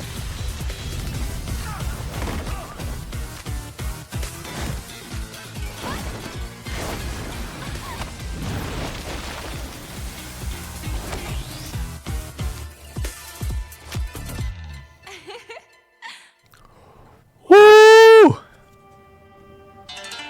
Oh, you finally made it. The Shiranui clan welcomes you. Okay. Damn. See, okay. My hope, my prediction, Game Awards next week, gameplay. There's going to be gameplay. There has to be gameplay. If not Game Awards early next year, January, because like early next year, she's supposed to come out winter time. When did who was the winner DLC for season 1? Ed? When did Ed come out? Ed Street Fighter 6 release. February 27th. So I imagine they're going to try to follow that for next year. Oops. Yeah. And they kind of did that. When did the same?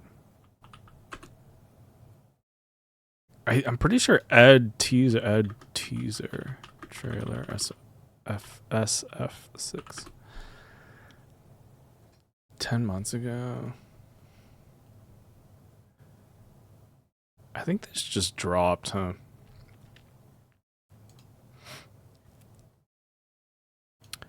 January 18th. Man, so it's not. Wait, no, this is just the teaser, though. So it wasn't Game Awards. This could come out earlier. Mine could come out earlier. Because the gameplay was late. So they always, if you don't know, Street Fighter 6, the DLCs, the characters, they have been releasing like a teaser trailer first, and then a couple months later or weeks later, because I think friggin' I think Terry or Bison was like really close. Maybe Akuma. But one of those characters was announced, or they're typically announced around like Game Awards usually, or some sort of like direct. But anyway, gameplay trailer. So my take is that it is a month apart from teaser to what was the Terry teaser. This one had a big gap. Had a month gap.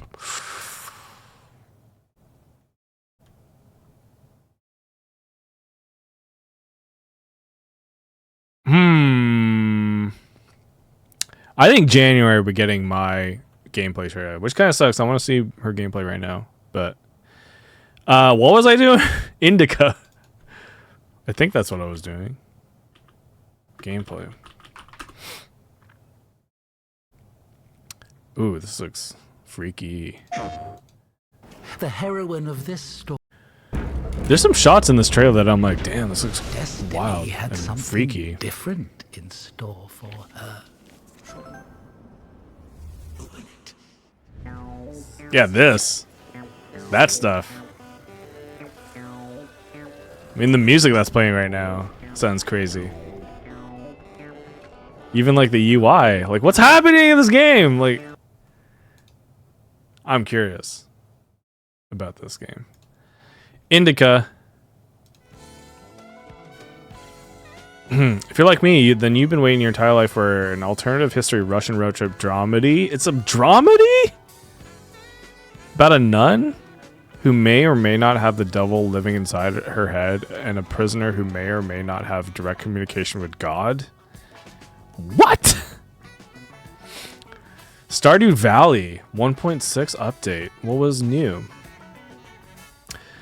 He revived passion for Stardew in a litany of new events, items, and quality of life features. Desert Festival. Man. That's wild. Deep Rock Galactic Survivor? This came out? What? Deep Rock Galactic was really fun in the during the pandemic. I love Vampire Survivors. It's the friggin' only game I'm playing right now, like consistently. But there's a Deep Rock Galactic Survivor. Whoa, that's crazy. It's an early access. Okay, I don't know what this is. Select go. People were into this game. I don't know if it's for me. I would play it if it was like a free like PlayStation Plus game or something. I don't know Arco. World of Warcraft. I feel like World of Warcraft was huge this year, like more than Final Fantasy 7 or 14. Like that's kind of nice because like people were sad about WoW, but people be playing it. Tekken 8. Hell yeah, I want to play that at some point. But it looks hard. I like I'm a Street Fighter person. Satisfactory full release. Nice. This game, I'm curious about it. Maybe if it drops on someday, drops in price, I'll get it. I heard so much about this game. I don't know anything about it. This time, a deadly pandemic, but this time, the secret to survival is locked in the DNA of a single teenage girl. Word. I do want to play Silent Hill 2. At some point. We'll see when that happens.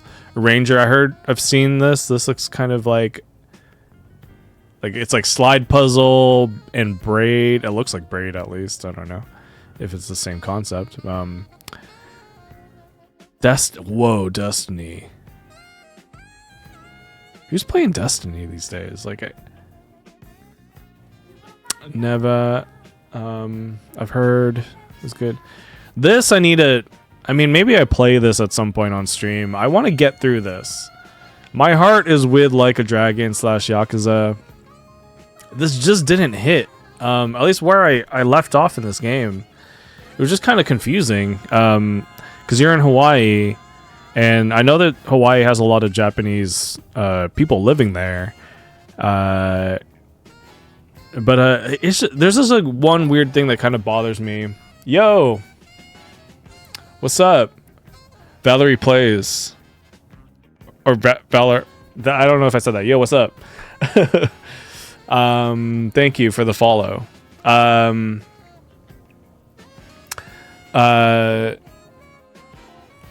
just looking at Game of the Year list for I was looking at Pitchfork's top 50, I think, albums of the year, and now I'm looking at Polygon's best video games of the year. I should look at my phone because like I could see at the chat more here. I was just talking about how Like a Dragon is kind of it kind of like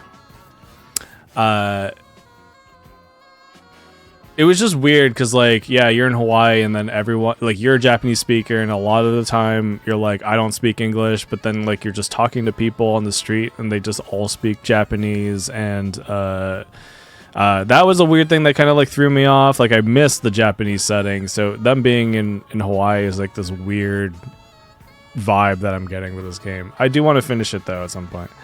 I do play games. I do, so far, I've been trying to play a lot of like Call of Duty prop hunts, Fortnite, not smaller games, but like I do play a lot of single player stuff like JRPGs. Well, that's what I like, JRPGs, and I don't know. I JRPGs is kind of like what I play, but I do like an online competitive game here and there as well. I might play some Fortnite Festival today. That's what I'm doing. So, but today's stream is very chill, if anything, because I don't know. Not as I don't play GTA as regularly, or I mean, I play those games. Like, I'm excited for GTA 6, but I'm not like an active online player or anything. Oh, dude, this is game of the year for me. Kanutsugami. I kind of just spoiled my game of the year anyways, but this game was like, yeah, this was the Brian game for me this year. This game I platinumed. I played it twice. You kind of have to do. You have to play it twice for streaming. Not for streaming. What am I saying? For the platinum. Yeah, this is like a tower defense type game. A lost classic of the PS2 era. That is the best way to describe it. I want Capcom to play these smaller titles. Like, cause this didn't even come out like this didn't even come out for like on like a physical release at all.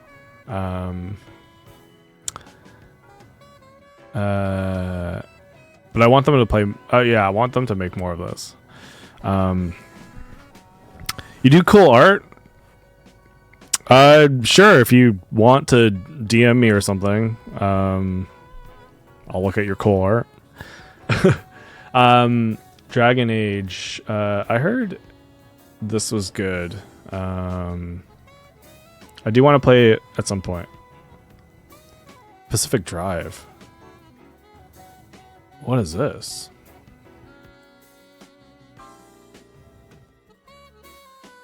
I don't know if I know anything about Pacific Drive. Fields of Mystria. Oh, this is the... Yeah. I remember this coming out and people were really into this. It's like kind of a Stardew Valley type game. I don't know that. Hades 2. Does this count? I don't know how I feel about early access, but I mean, I guess that has just been the debate like for forever, right? Like, does early access games count? Because there's some early access games that came out like in years past, and like it was. They were totally added on like Game of the Year lists, and they were as big as like a full game of that year. I don't have like a good example of that, but like I don't know, wasn't Dead Cells one of those kinds of games that was early access and was like on Game of the Year lists and stuff?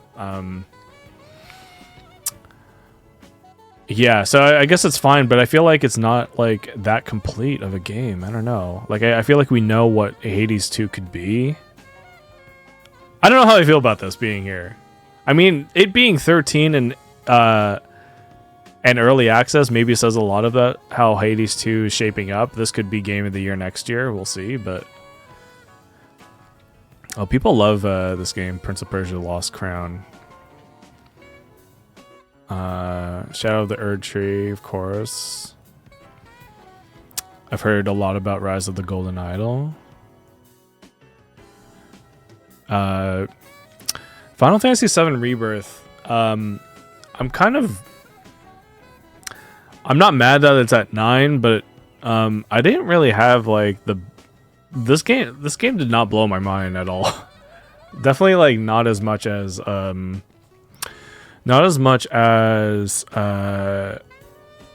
Remake did, because Remake was like fan servicey, and Rebirth is still that, but Remake was like, oh dude, this is the first time we're ever getting Final Fantasy VII like remade in HD, and it looks really cool and it's exciting, and like look at Tifa, look at all these characters that used to be just blocks in the past, and now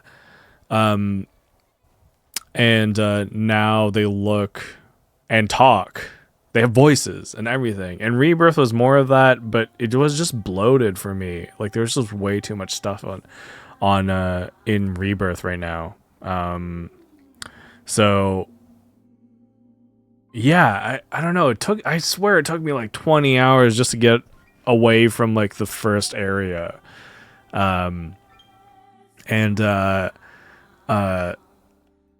the time I got into the next area, I was like, I'm kind of done right now. Like I'm done doing all these side quests, and those side quests like you kind of need to do for you to be efficient in this game. So, yeah, but people love this game. People love Final Fantasy Rebirth so much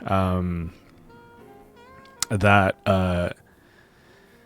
yeah, I get it. I'm gonna play the third one when that comes out. Like I'm not done with the series. I want to see where Final Fantasy VII Remake goes, but yeah, I don't know. Kind of bummed about that. Dragon's Dogma 2, I do want to play it at some point. UFO 50, that's kind of cool that it's up here. I do want to play this. It's a this developer, what did they make in the past? Do they say it here? I think I wish they said the developer who made this, but basically they envisioned a world where this console came out, and they like, I think it's called the UFO 50. Am I wrong? I don't know. It's either a game. Anyway, it's a game. UFO 50 is a collection of 50 games that they all individually made. Like they just made 50 games for UFO 50. And from what I understand, that these games aren't just like mini games, they're full games within this game. It's like this developer that made all this, like they just like made a faux history with this company who made these games or whatever. So yeah, UFO Soft for a series of consoles between 1982 to 1989. Not all of them are winners, although a shockingly high percentage are, but that's not the point. Here's like, yeah, they're saying this is their top 5 games in the collection. Animal Well blew up. And I get it. I love a Castlevania type game. It is in the same vein as like your Fez or I don't know, what's another game that like kind of blew people's minds.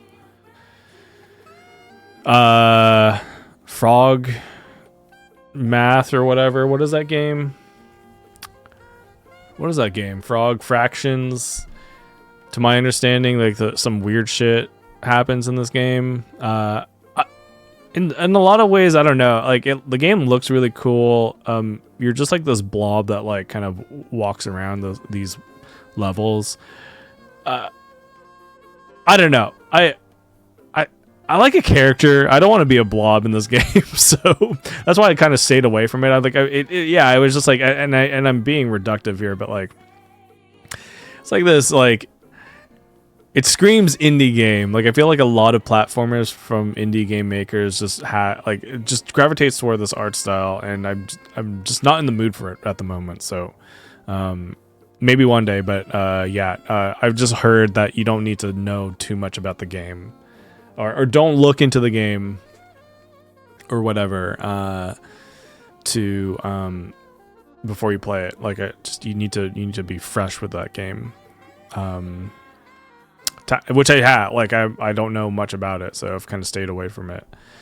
I don't know what this is, but damn, 5 tactical breach wizards. This is what happens when you tell J.R.R. Tolkien to write Rainbow Six. What? XCOM? I love XCOM. Tactical breach wizards. Tactical.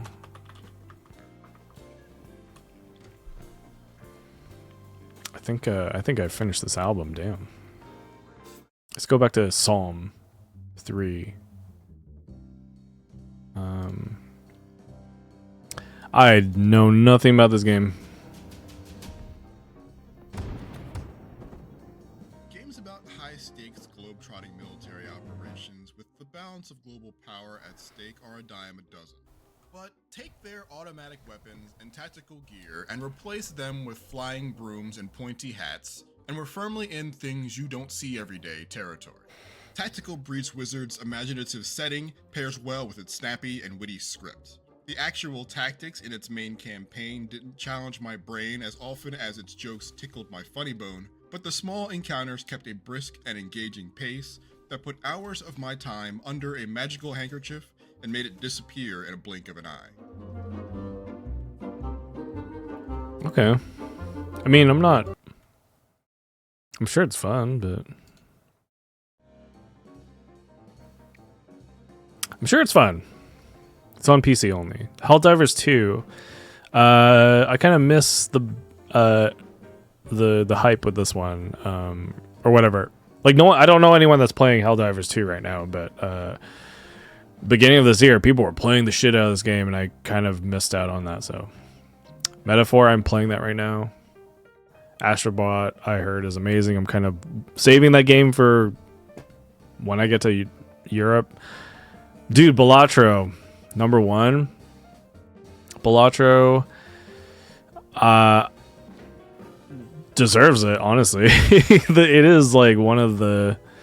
What do they say about it? The year had a lot of excellent games we loved in a variety of genres, but nothing quite scratched the itch for us. Like, one more run of Balatro, that's true. The poker roguelike deck builder from solo developer Local Thunk. An absolution sensation on computers, consoles, and phones. Not to mention, dude, the phone app is great. Balatro garnered major award nominations and had a lot of sales for the first time developer. So, I mean, I didn't get far into, like, I don't know if there's any secret shit in this game that, like, I don't know, there's like this hidden narrative to this game that I haven't gotten to yet, but like, it's just like a really good, addictive puzzle game. Roguelike puzzle game. I mean, it's poker, like poker hands, but you don't really have to think about playing the poker part, really. It's just about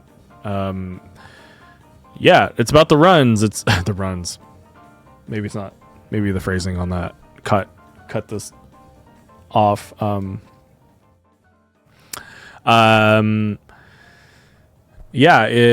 It's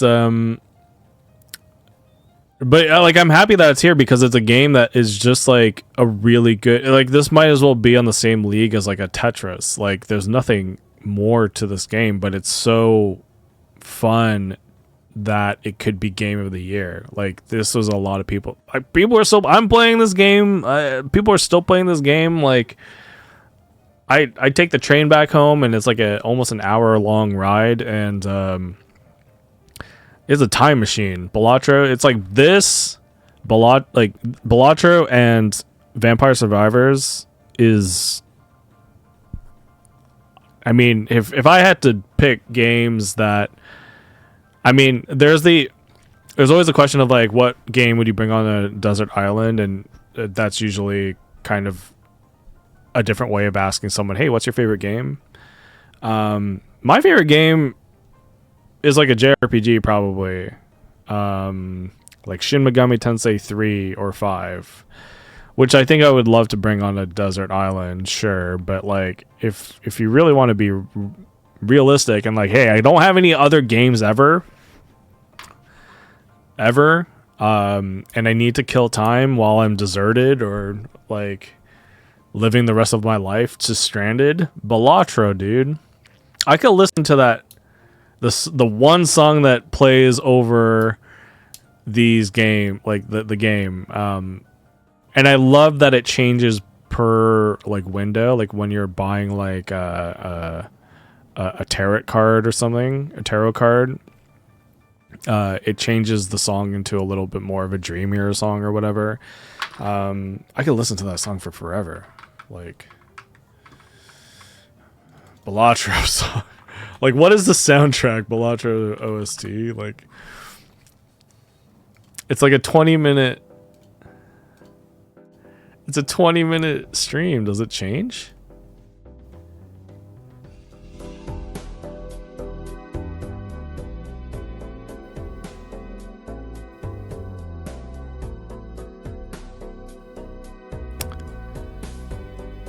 Yeah, oh my god, I can't wait for that. There's always the yeah, the Game Awards always has like the orchestra that plays these like renditions of these songs. And since this is a Game of the Year nominated, they have to play this song. Oh my god, I can't wait for that.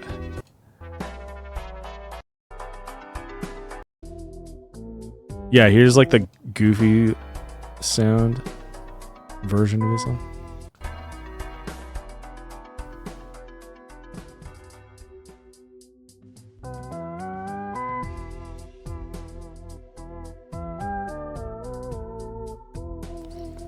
This soundtrack is amazing. Official? This is official? Available on the Stream Store. Whoa. Wow. Okay, I didn't know. I mean, let's just put that on right now.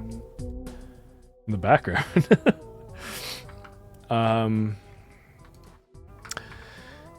Okay. Wow. I killed 2 hours of just me talking. That's crazy, dude. I didn't even play a game. Okay, and I still have like 2 more things that I want to look at.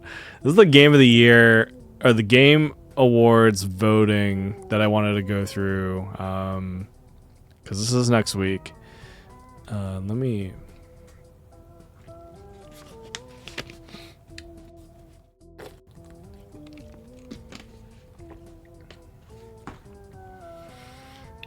I have to sign in?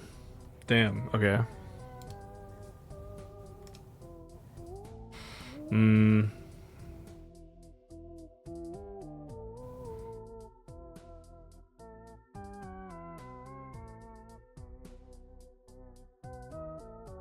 I'll sign in with my Twitch. What? Error?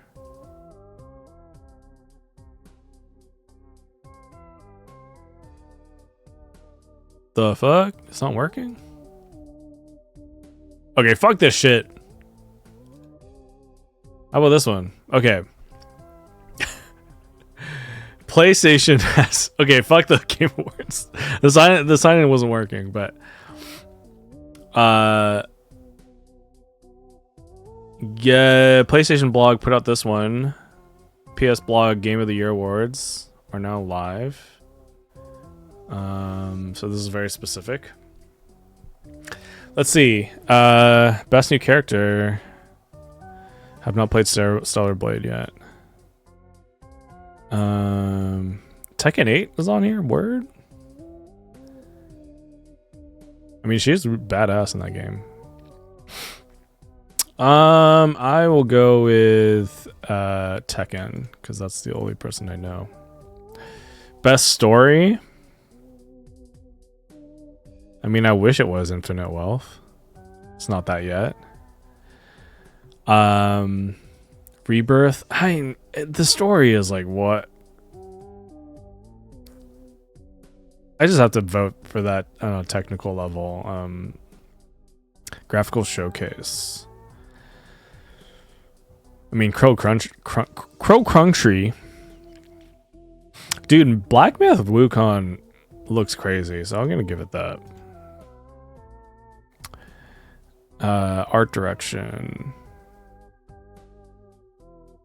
Dude, Kunitsugami, I mean, that's my bias right now.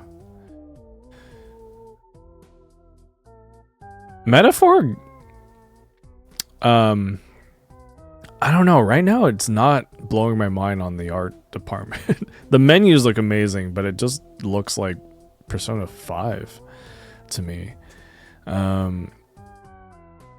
Audio, like the game does, not the menus. Audio design, dude, Balatro.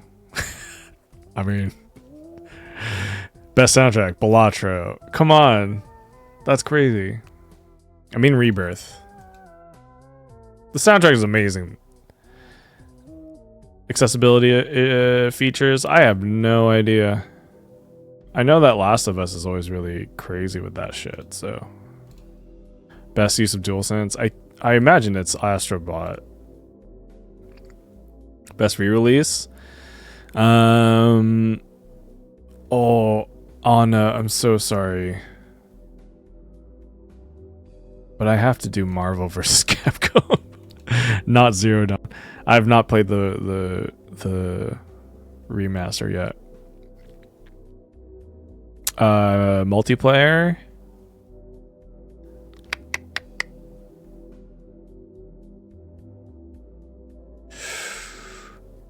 I don't know.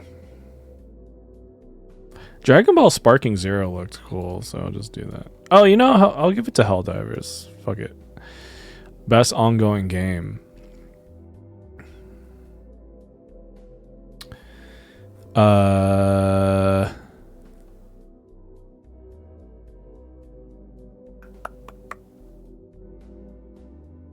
have no idea, actually. I mean, Fortnite's cool, but it's just like more the same. Final Fantasy is more the same. I don't know. I'll go Fortnite. Fuck it. Best expansion. Oh, Vampire Survivors Ode to... Dude, I'm still playing that. It's amazing. Sports game. I don't know. NBA. Independent Balatro. I mean, no question. Vampire Survivor? I mean, that would be 2, but truly Balatro. VR game? I have no idea. I'm sure Trombone Chap has a VR? That's crazy. Phasmophobia? I don't know. I like that game. Best PS4. Balatro. Best PS5 game. I mean, these don't really count because like Star Wars is, all these games are like multi-platform. I mean, I know that doesn't matter, but I'm gonna go with the truest PS5 exclusive. I'd go Final Fantasy. Right now, that is a true PS5 game. No Capcom? Oh, I guess they don't count. I don't know. Local Thunk, of course. Most anticipated GTA. How do you not have GTA on here? That's crazy.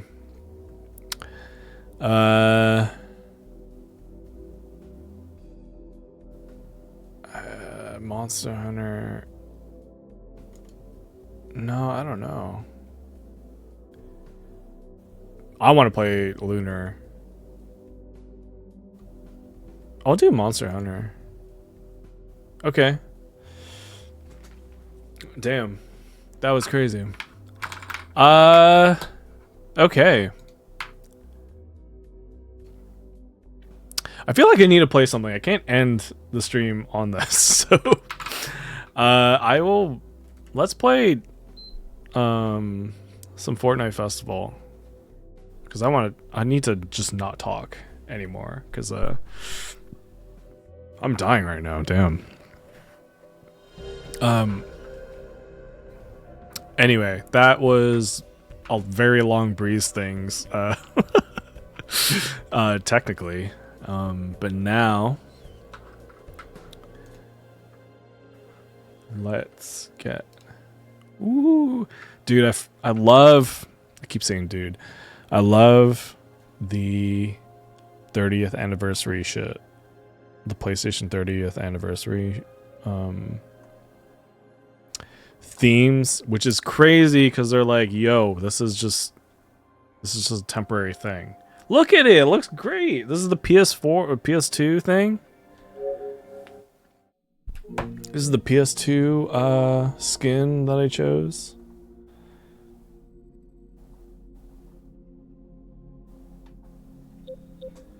Makes the sounds too.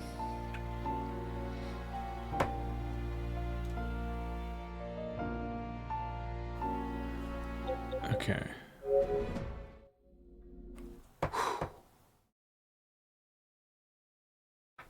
See, this I just need to... Oops. This I need to listen to the... My monitor has speakers in it, which is pretty rare.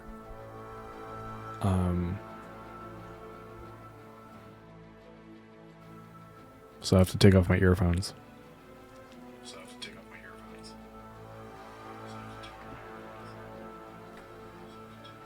It's a loop.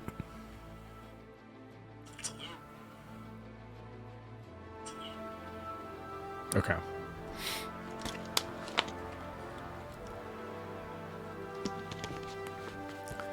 Hydrate.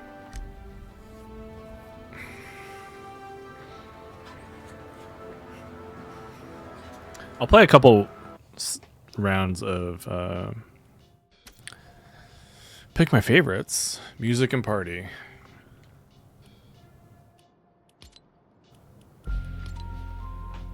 That's it.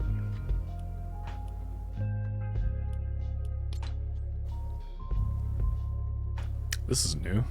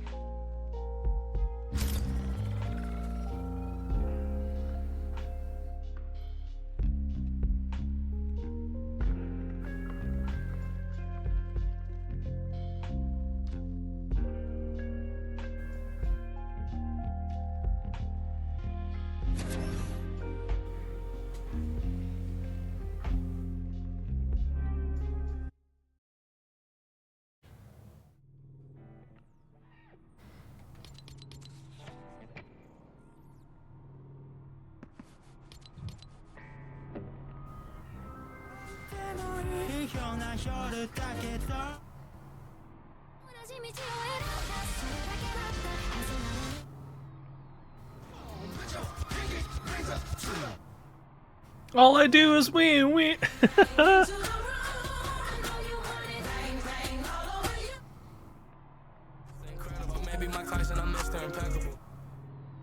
Hmm.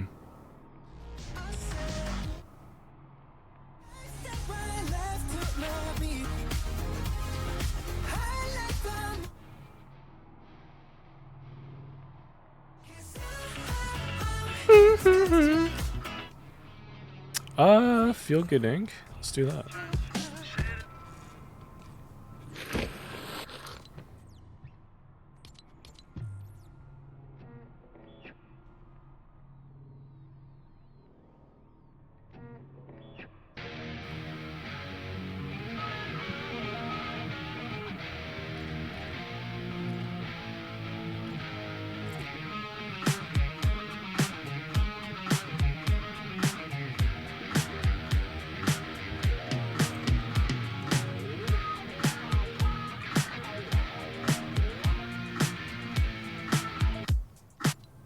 I'll go lead.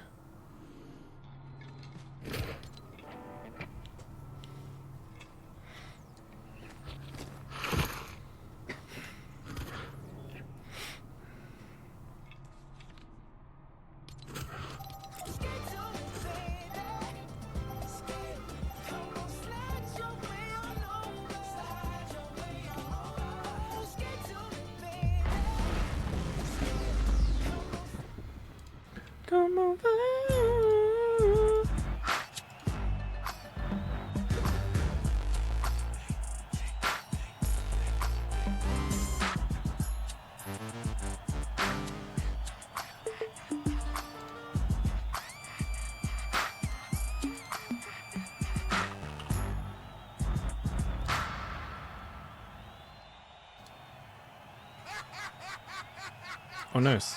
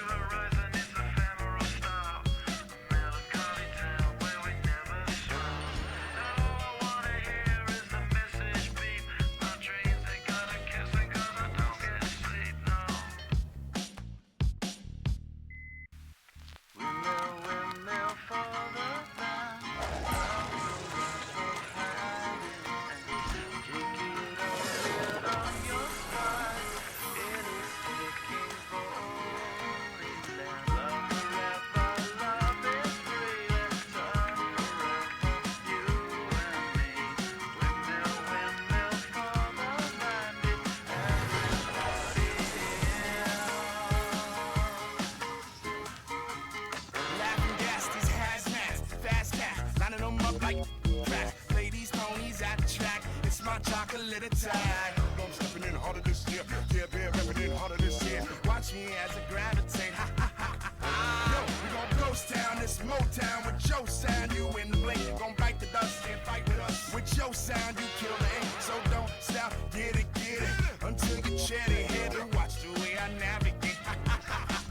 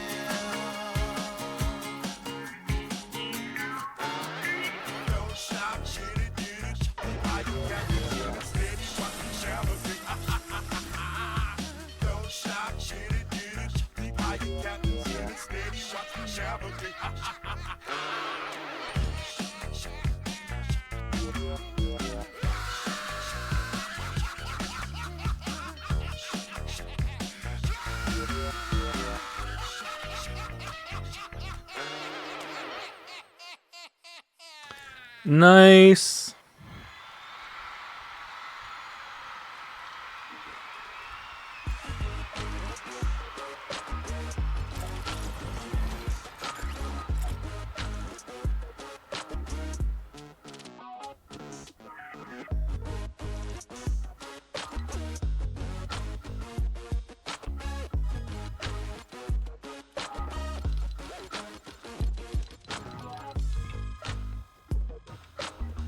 Let's try drums.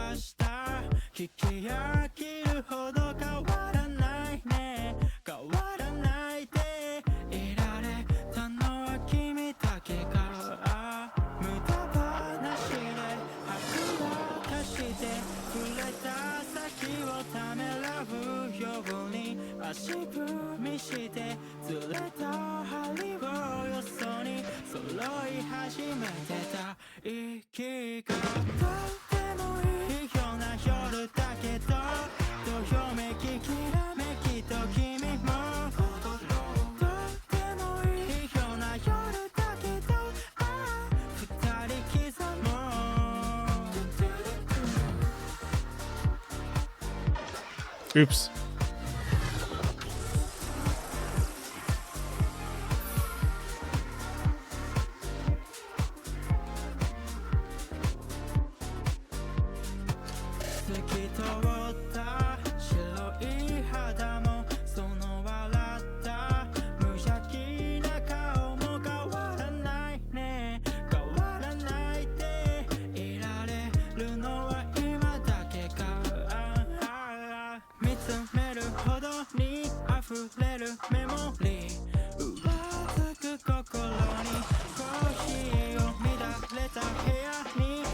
Oops. Damn. It's kind of hard.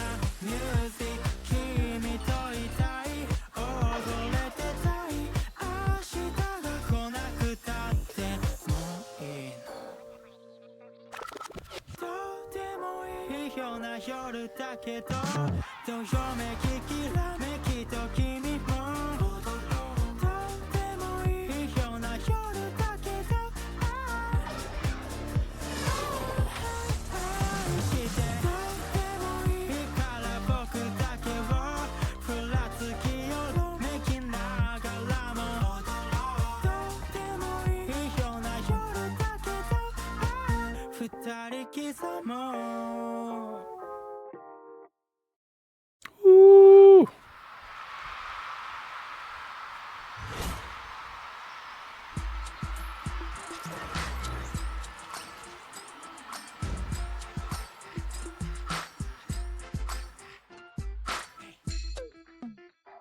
Villains was uneasy? Damn. Ooh, misery business. I'll do guitar.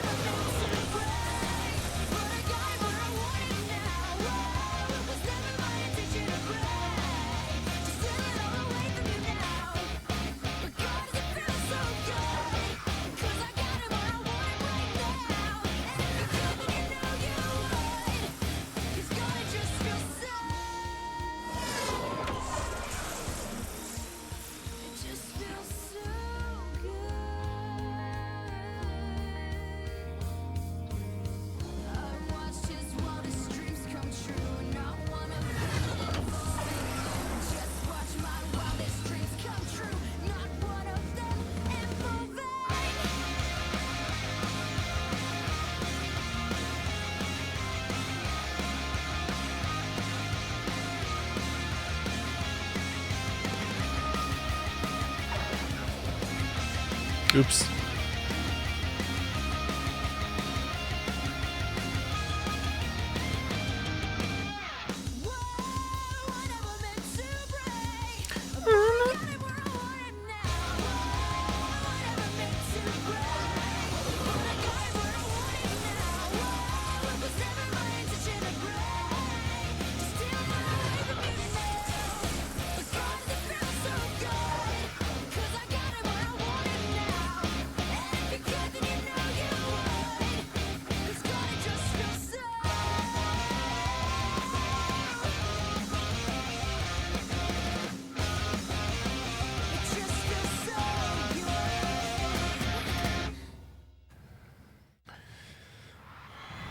Nice.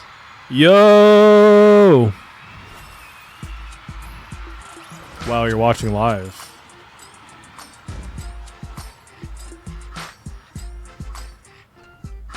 You just missed a whole 2 hours of me talking.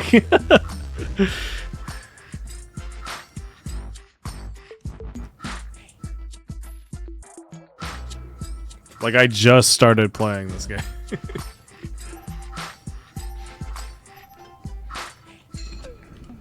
And I'm about to win. I'm about to win this.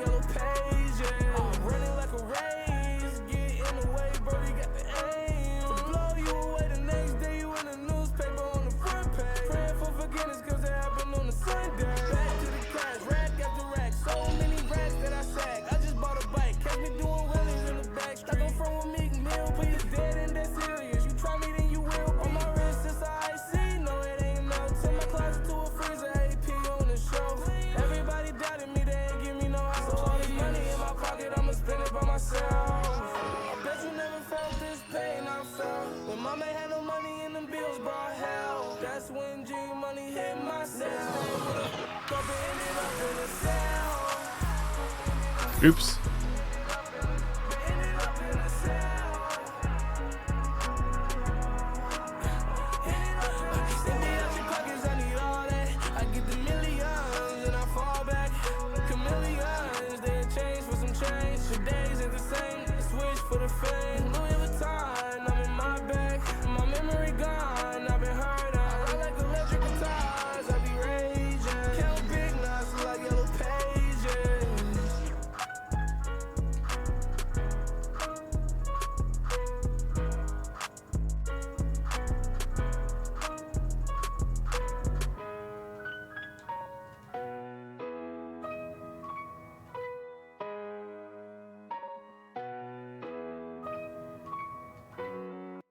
Damn. Yeah, of course. It's gonna be, yeah, it's just me. Victoria Royale. Just went over some like game of the year stuff and album of the year. I got this. I got this. This guy. Showed that off at the beginning.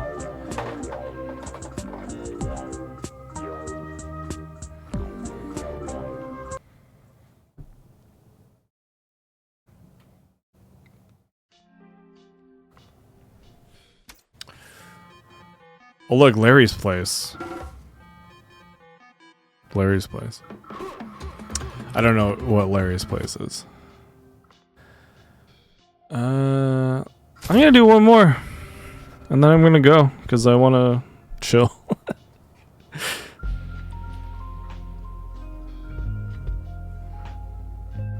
I do have a lot of stuff. I gotta chill though. I gotta chill with that stuff.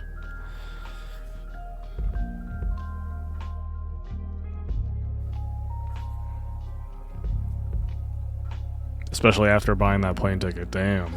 Oof.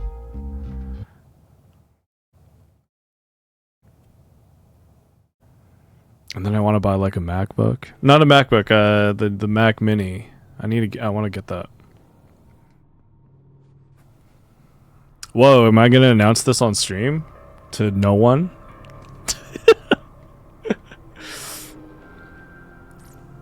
By the way, Peking Duck is my sister right now. And she's about to have a kid. Oh shit! On stream, heard it here first. Nowhere else. Can I say the gender, the sex?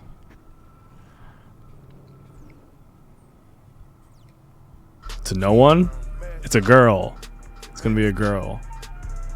So now I have a niece. I will have a niece where. Yeah, just expect some cool gifts, you know? Now you're gonna have a lot of stuff. You're gonna have a lot of stuff in your house. So, better make some room. They're gonna be a gamer and a musician, so, I'm sorry. You're gonna have no control over that. And Gunpla. They're gonna get way into Gunpla. What song should I play? Word? I don't know this song.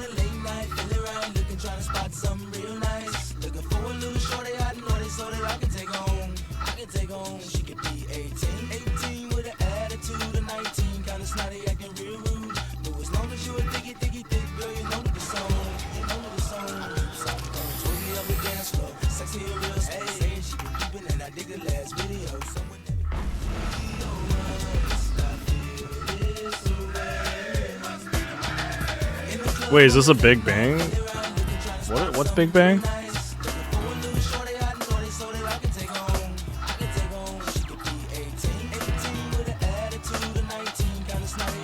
Wait, why won't the song... Okay, there you go. That would suck if that kept going.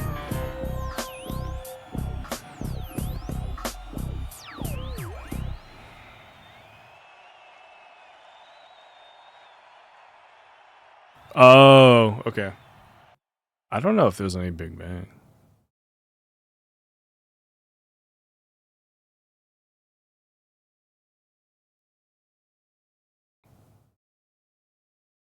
No, I know it was Nelly. Well, I knew it was Nelly, but I had a brain fart, so I didn't know that song. I was just like, oh, that's a 2000s hip hop artist.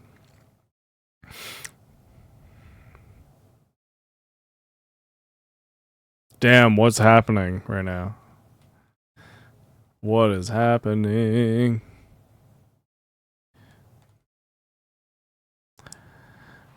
There you go.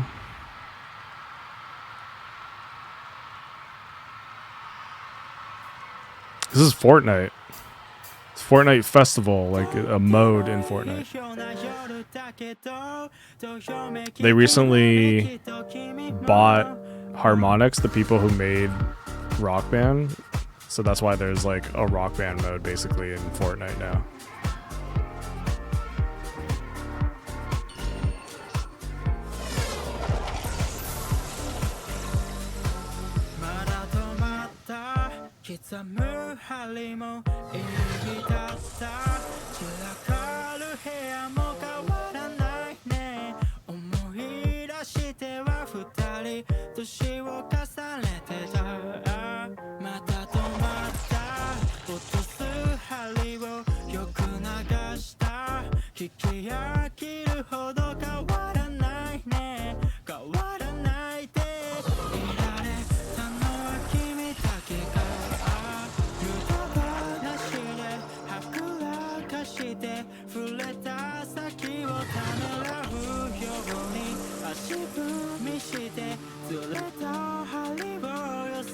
Oops.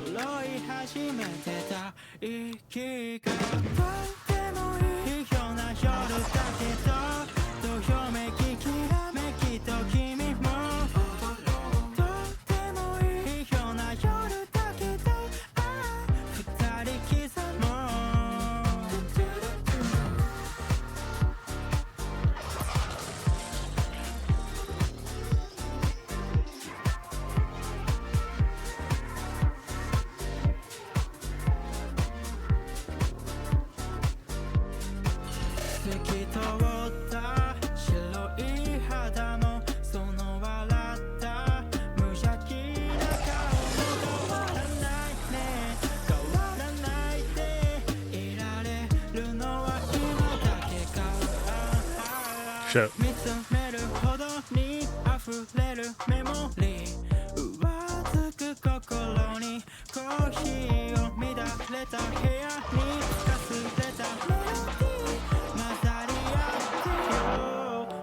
That's hard.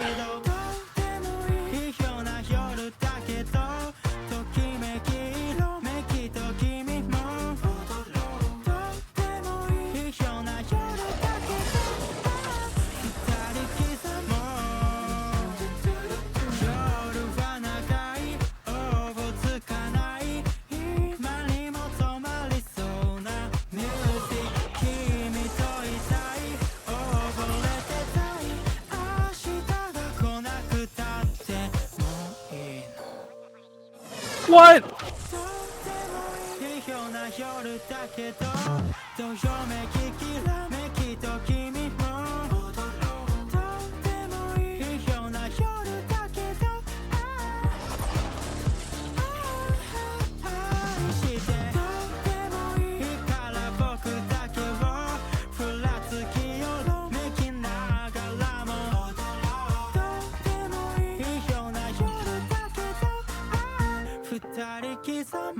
A dude named Phil. Oh my god. Almost got me.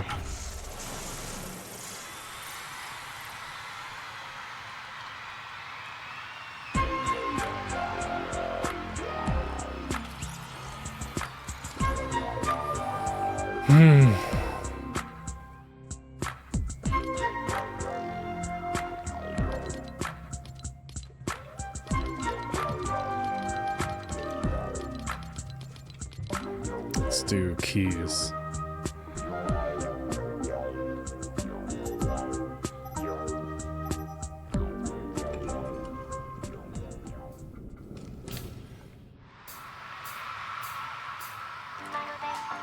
Oops.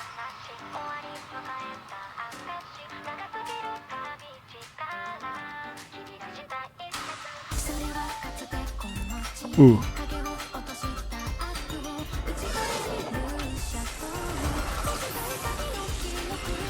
Oh, this is hard.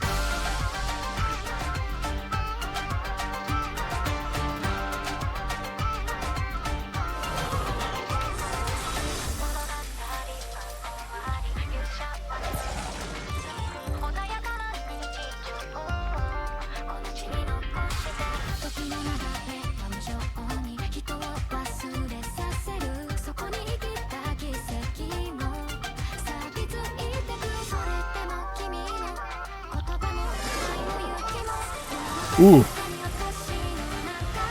I can't see.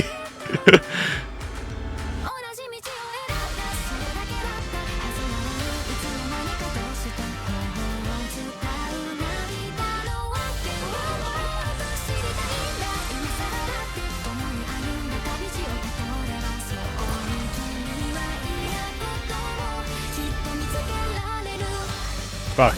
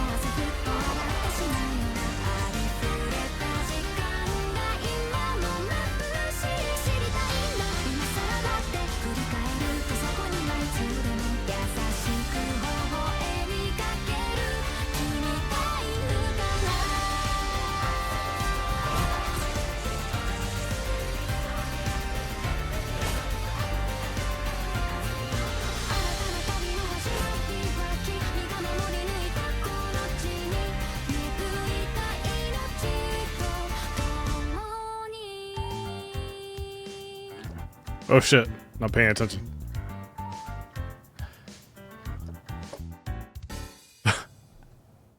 I barely survived. Almost got cut.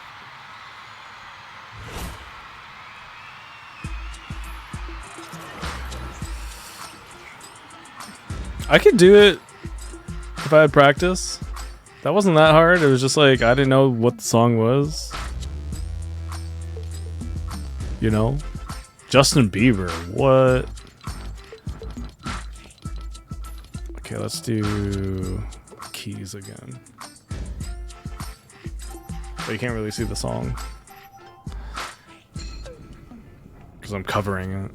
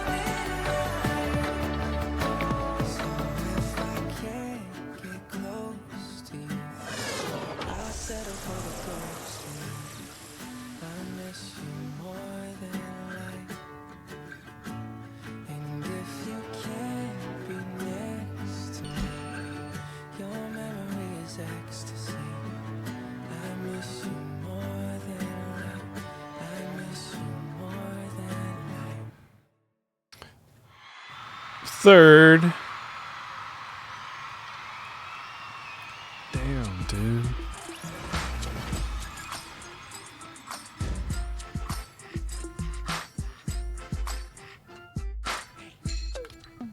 Ooh, the Killers? Sheesh.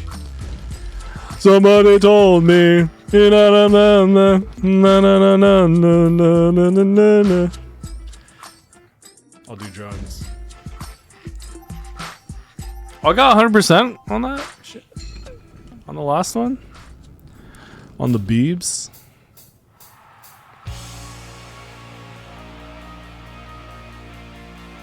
How does my guy have 4,000 points?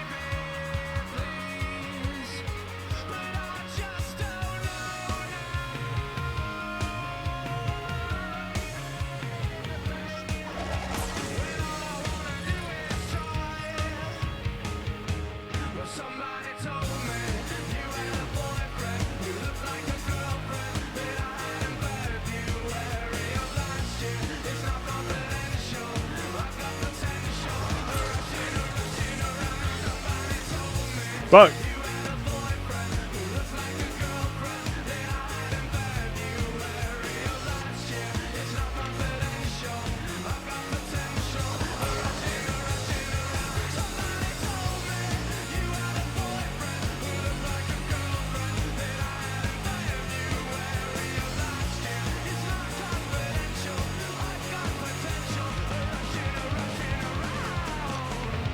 Woo!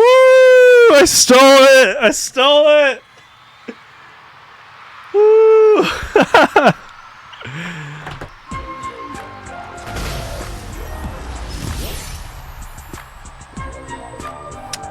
Fuck you! Fuck you! Oh, that was scary. I almost messed that up. Nice.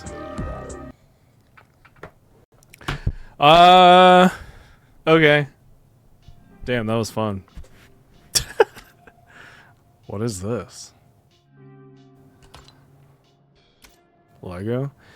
Yeah, okay, cool. Thanks for watching. That's it. That's what I'm gonna do today. Damn.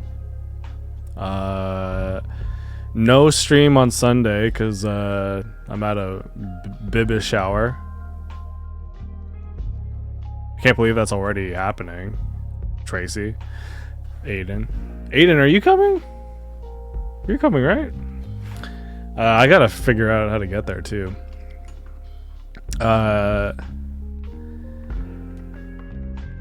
Which I know I'm gonna go with Kat, but I still haven't actually confirmed that yet.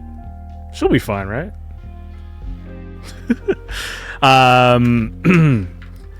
Yeah, so no stream. I'll be back on Tuesday.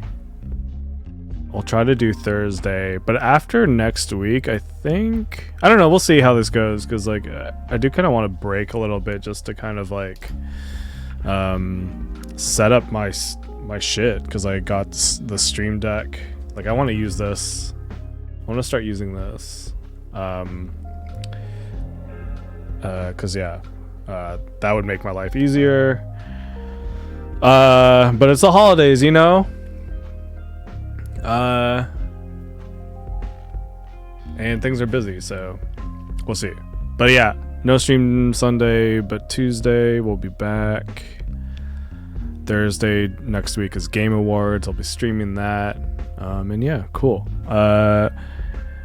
Maybe I'll have a Pokemon pack to open again. Who knows? Okay. Have a good night.